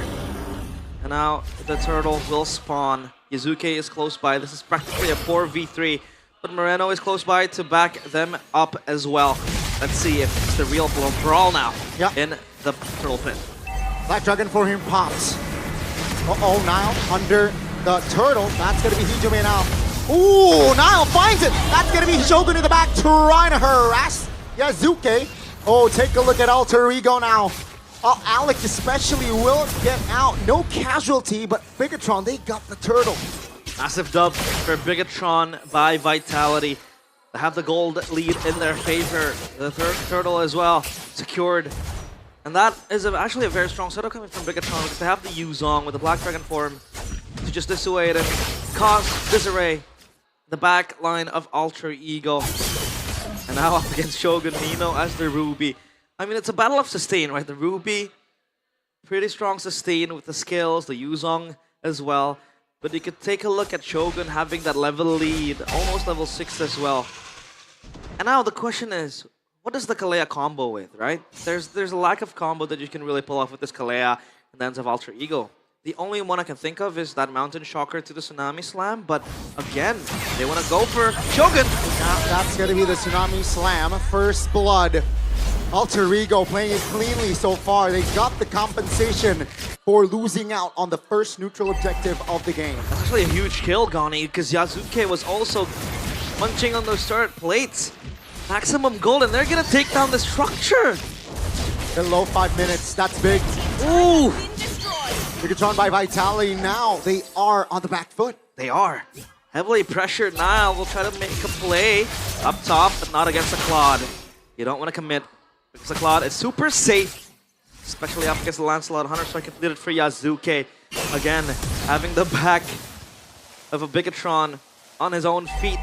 A Flicker Force, though, coming in towards Nino, so that Ruby has to be more wary. Gold difference now, all in the hands of Alter Ego bar Arfi, who is behind Eman. And Eman now back into the marksman. He was playing all the fighters. Hijime has to be careful. That's a good dodge there. Oh, take a look at Nile though, caught by Alec. That's a big kill before the turtle fight, and Alter Ego, they are on 1,000 gold lead just before the turtle take. So Bigatron catching strays. That is a massive kill. Translating into the neutral objective 2. They want to go in even deeper. Finn. Black Dragon 4 from the back. That's a Petrify on towards Yazuki. Trace will not save Yazuki's life as Moreno is already waiting in the back. That's going to be Nino now isolated. Oh, they might overcommit this. 2 members for 1 as Hijime picks up the double. Beautiful from Hijime. That was a turnaround. Sure, it looked like Bigatron were able to stabilize things with a kill to Yazuki, the most important member for Alter Ego as of now. But Hijime with the stolen Raging Sandstorm connects it onto 2 and gets both for himself. Glowing Wand completed as well. Same goes for the Kagura. And Nino, look at him, confidently just trying to invade the jungle. Alec, Tsunami Slam purified? No. That's going to be the Tsunami Slam. Oh, Moreno bursted down immediately. Alec, though, who got the kill. That's the purple buff denied, by the way. So, no purple buff for Nile. He's level 8. Yazuki is also level 8. So far, Alter Ego is trying to deny as much farm as they could. I was doubtful of the Kalea. I mean, doubtful in terms of the combo, right? There is a lack of that one shot, I'd say, after the Tsunami Slam, but the Mountain Shocker proves to be quite adequate, at least in this game, because usually you want to combo it with a Beatrix or even a Granger, but the Yi Sun-shin has been able to step up to the plate. I mean, you could technically also have Arfi with the Blazing Duet, right? And that's going to be also some damage. The Tsunami Slam does come calling, but at least for now, Alter Ego, it feels like they have an answer to the Lancelot, which was unstoppable in the previous game. Back then, they did not really have a lockdown that would be an insta button. Like, it was only the Tectonic Charge, which was kind of telegraphed too, to catch the Lancelot. Now they have the Tsunami Slam. They can really keep Nile at bay. Now though, how do Bigatron answer this? Especially with Yazuke, with the Mountain Chalker to Vision all around the map globally. It feels like Bigatron are posing a threat to this Turtle Pit, and they want to fight it. Nile though is far back, so they're going to concede it. They can't do anything. No, the formation from Alter Ego was pretty tight. And again, they're building the lead more. They want to invade this time. They will not get it. Alec though connects the Tsunami Slam on towards Finn. Black Dragon form in the back. Alec is somehow isolated here in the front.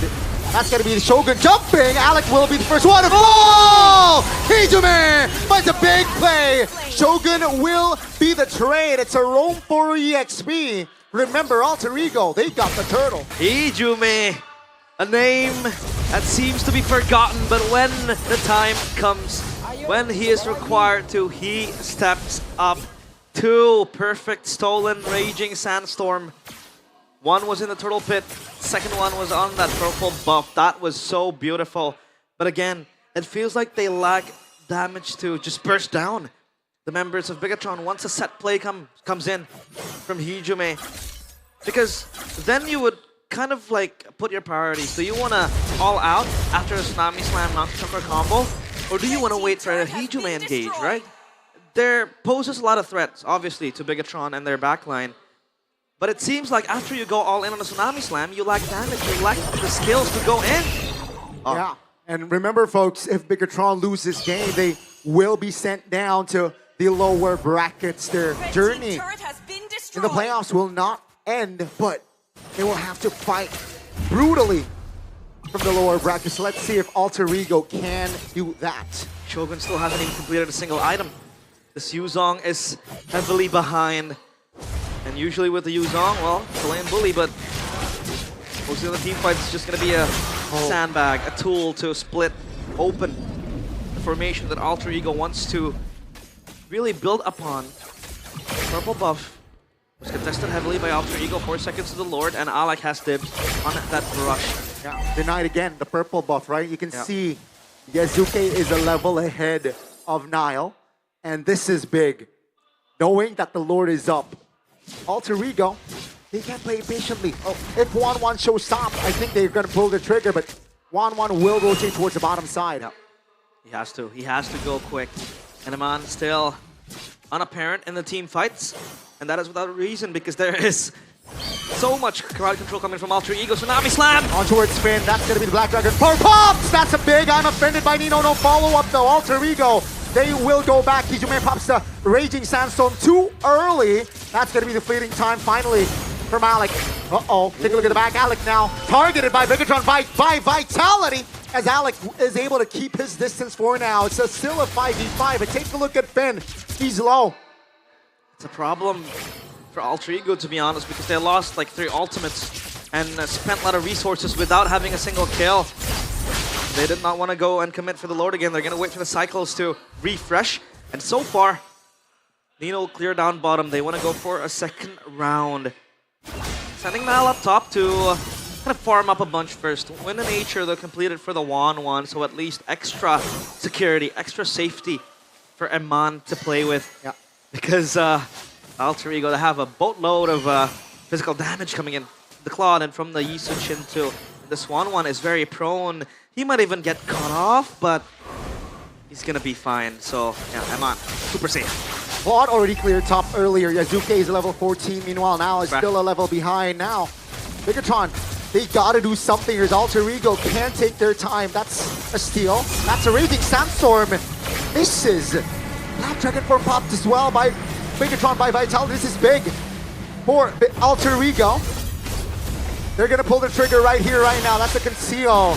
Oh, Alec will pull one. That's gonna be a Shogun eliminated. Crossbow with Tame Pop. Alec receives a lot of damage. It will be the trade. Amon finds the passive! Alter Ego! They will land their skills on towards Amon and Bigatron. They will back off. And machines to scraps. Completely obliterated by Alter Ego, losing Alec in the process, but they got Shogun, they got Amon, and they got the Lord. It's a massive win for Alter Ego. This is their game for the taking. And look at the items in the hands of Arfi. He's so quick. Golden Staff, DHS, Corrosion Sight, plus the win in Asia completed too, so he has a way to get out of the crossbow of Tang if needs be. And Bigatron kneeling slowly, 7.4k gold lead for Alter Ego. The Lord will spawn down bottom and they are tasked to clear the waves, reassign the lanes first. And the pressure is just looming, it's just mounting hugely for Bigatron by Vitality. Talking about wave clear, talking about defense, man, it's not the best for Bigatron, to be honest. Yeah, they are behind. Take a look at Claw, 2k ahead of the 1-1. Has the win of nature though. Let's see, with this Lord, what Alter Ego could bring. I like the damage here for Bigatron by Vitality. Black Dragon form popped. Just a zone. Bigatron will focus on the clear. They will get it. Baser in the bottom side will still stand top lane. Top lane though is crashing already. Now is on it. Now they want to siege. Great execution. They got the bottom side, but the far lane is still intact. I love how safe Arfi is with this Claude, right? A lot of options to play with as well. And now, Bigatron. I think they want to look for a moment. They want to look for a certain engage that can really win them the game. He would bank on Moreno with the Kagura, but then again, he gets too exposed when he goes back with the Yin Yang overturn with the umbrella. So that's a problem now for Bigatron. And even if he lands it, there isn't really constant burst coming in from Bigatron that can really delete Alter Ego. And Alter Ego are pretty safe too. The Valentina, the Claude as well. A lot of options to play with. And the Yusun Chun with the Traceless too is an option. And man, Bigatron. Goni, look at the top left of your screen. A 10.3k gold lead. Yeah. Man, this is inflation at its finest. This is not what you expect from a Bigatron by Vitality game, especially based on their performance in the regular season, ladies and gentlemen. But I do want to say that they have some sort of counterplays with a man on this 1-1, but is it too late? That's the question, right? I mean, if they really want to activate Amon, they can play front to back. But again, they have to waste a lot of resources to really just tank for him. I mean, it's always Shogun opening up the Black Dragon form, and then you have Finn, who also has to commit the Raging Sandstorm, by the way. Insane damage from Arfi. The late game Claude is just as scary, and that's another insurance then for Alter Ego. This Claude is just going to become more vexatious. The later the game goes, 14 minutes, the Lord has spawned. And Bigatron, what is their response? They want to look for a play, but they really can't. A lot of layers from Alter Ego to stop them at bay. Even Mino with the Ruby is just as confident as ever. They pull the trigger first here. The red robots looking for an angle. Black Dragon form popped. Oh, take a look at the back! Oh! Arfi finds the flank angle and the collapse. They find 1, 2, 3 of the red robots, and all of them will be taken down. Nile scattered. Take a look at Alter Ego. The base is wide open. Finn, Soul Defender. Bigatron trying to hold on. Finn takes a lot of heat and will be taken down. The minions comes crashing, and on Alter Ego, they will send Bigatron to the lower brackets. The machines shut down. The red robots completely obliterated, torn down to pieces. Alter Ego, that was a junkyard. A complete destroy of the red robots. Bigatron just down under. And Arfi, he was quiet, he was silent. But when the moment came in, he showed up with a blazing duet, triple kill. Bigatron, they go down to the lower bracket. And is it the same ghost that will haunt them again?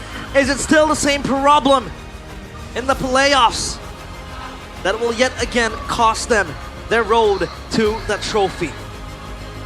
The Chaos Derby ends in an alter ego win again.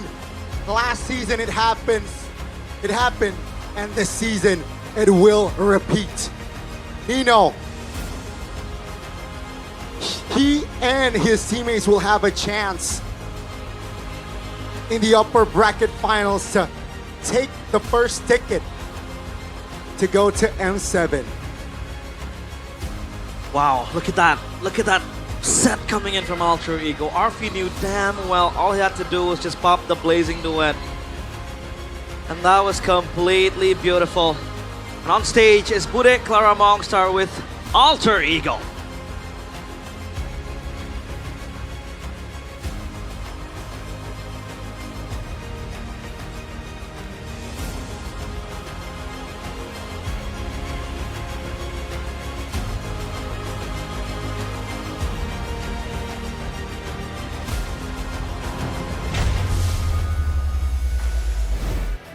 Alter Champs berpesta.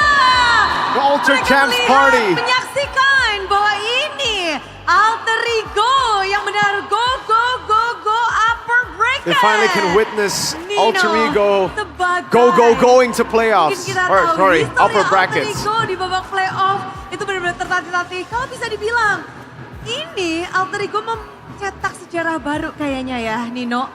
You guys Benar Bude, kita lagi di upper bracket. etch your name into histories. You got upper brackets. Ini mimpi Nino nggak sih? Is this your dream, Nino? Belum sih. No, not yet. Belum. Not yet, Bude. It's not my Mimpi dream Nino tetap yet. juara lah. My Tetap dream is juara. to Tapi win, kita ngeliat to become a selangkah champion. lebih dekat lagi, bertahan di upper bracket ketika kalian harus melawan Bigetron yang musim ini You kalian had to belum go up against Bigetron. kalahkan. You Apa yang weren't kalian able to sudah beat them in the regular temukan? season at all. What happened? What Apa ya? changed? Mungkin kita nggak ngelihat lawan sih Bude. We Kita don't ngelihat see our opponents. diri kita I think aja that's sih. what Power changed. kita tuh di mana sih We sebenarnya. look at ourselves, Dan we akhirnya see ya, what we have, what mungkin strengths kita we udah have, and we nemuin power utilize kita. those. Mungkin. Tapi kalau ngomongin tentang power, But ini if we're talking power about kalian power yang and your beda strength, dari regular season atau Is Bigetron your yang strength beda? different or is Bigetron different? Nggak tahu sih Bude, cuman kita ngeliat I'm not diri too sendiri sure, aja sih. Bude, Kayak but like we latihannya don't aja really lebih care keras. about Kayak, our opponents. ya We just udahlah, look at kita ourselves. We saling have connect to improve on what we made mistakes in the regular season on. Lebih banyak and we berantem sih perform Bude now. kayaknya, lebih bagus. Yeah, we just needed to keep on fighting. We had a few fights. Iya, sama apa ya? Oh jangan. Hey, Hijume, don't say that. Don't say Sama yang that. sering berantem aja sama Yeah, we suka just have to keep ngomongin on- outgame yang seru aja. We just have to keep on fighting to resolve our issues, and we have to keep bonding in the Karena outside of the game. tuh makin berantem makin seru. Iya bener, makin iri, makin berantem itu pasti ada di AE. So if we keep fighting, we do better. That's a theme in Alter Ego. Mereka ngapain aja ya. Iya. Makin was-was ini. Tapi kalau But hari ini kita ngebahas kemenangan Yasuke, Today, kamu I want to talk about the memegang win, Yazuke. banyak sekali MVP di match You claimed hari so many ini. MVP Yasuke.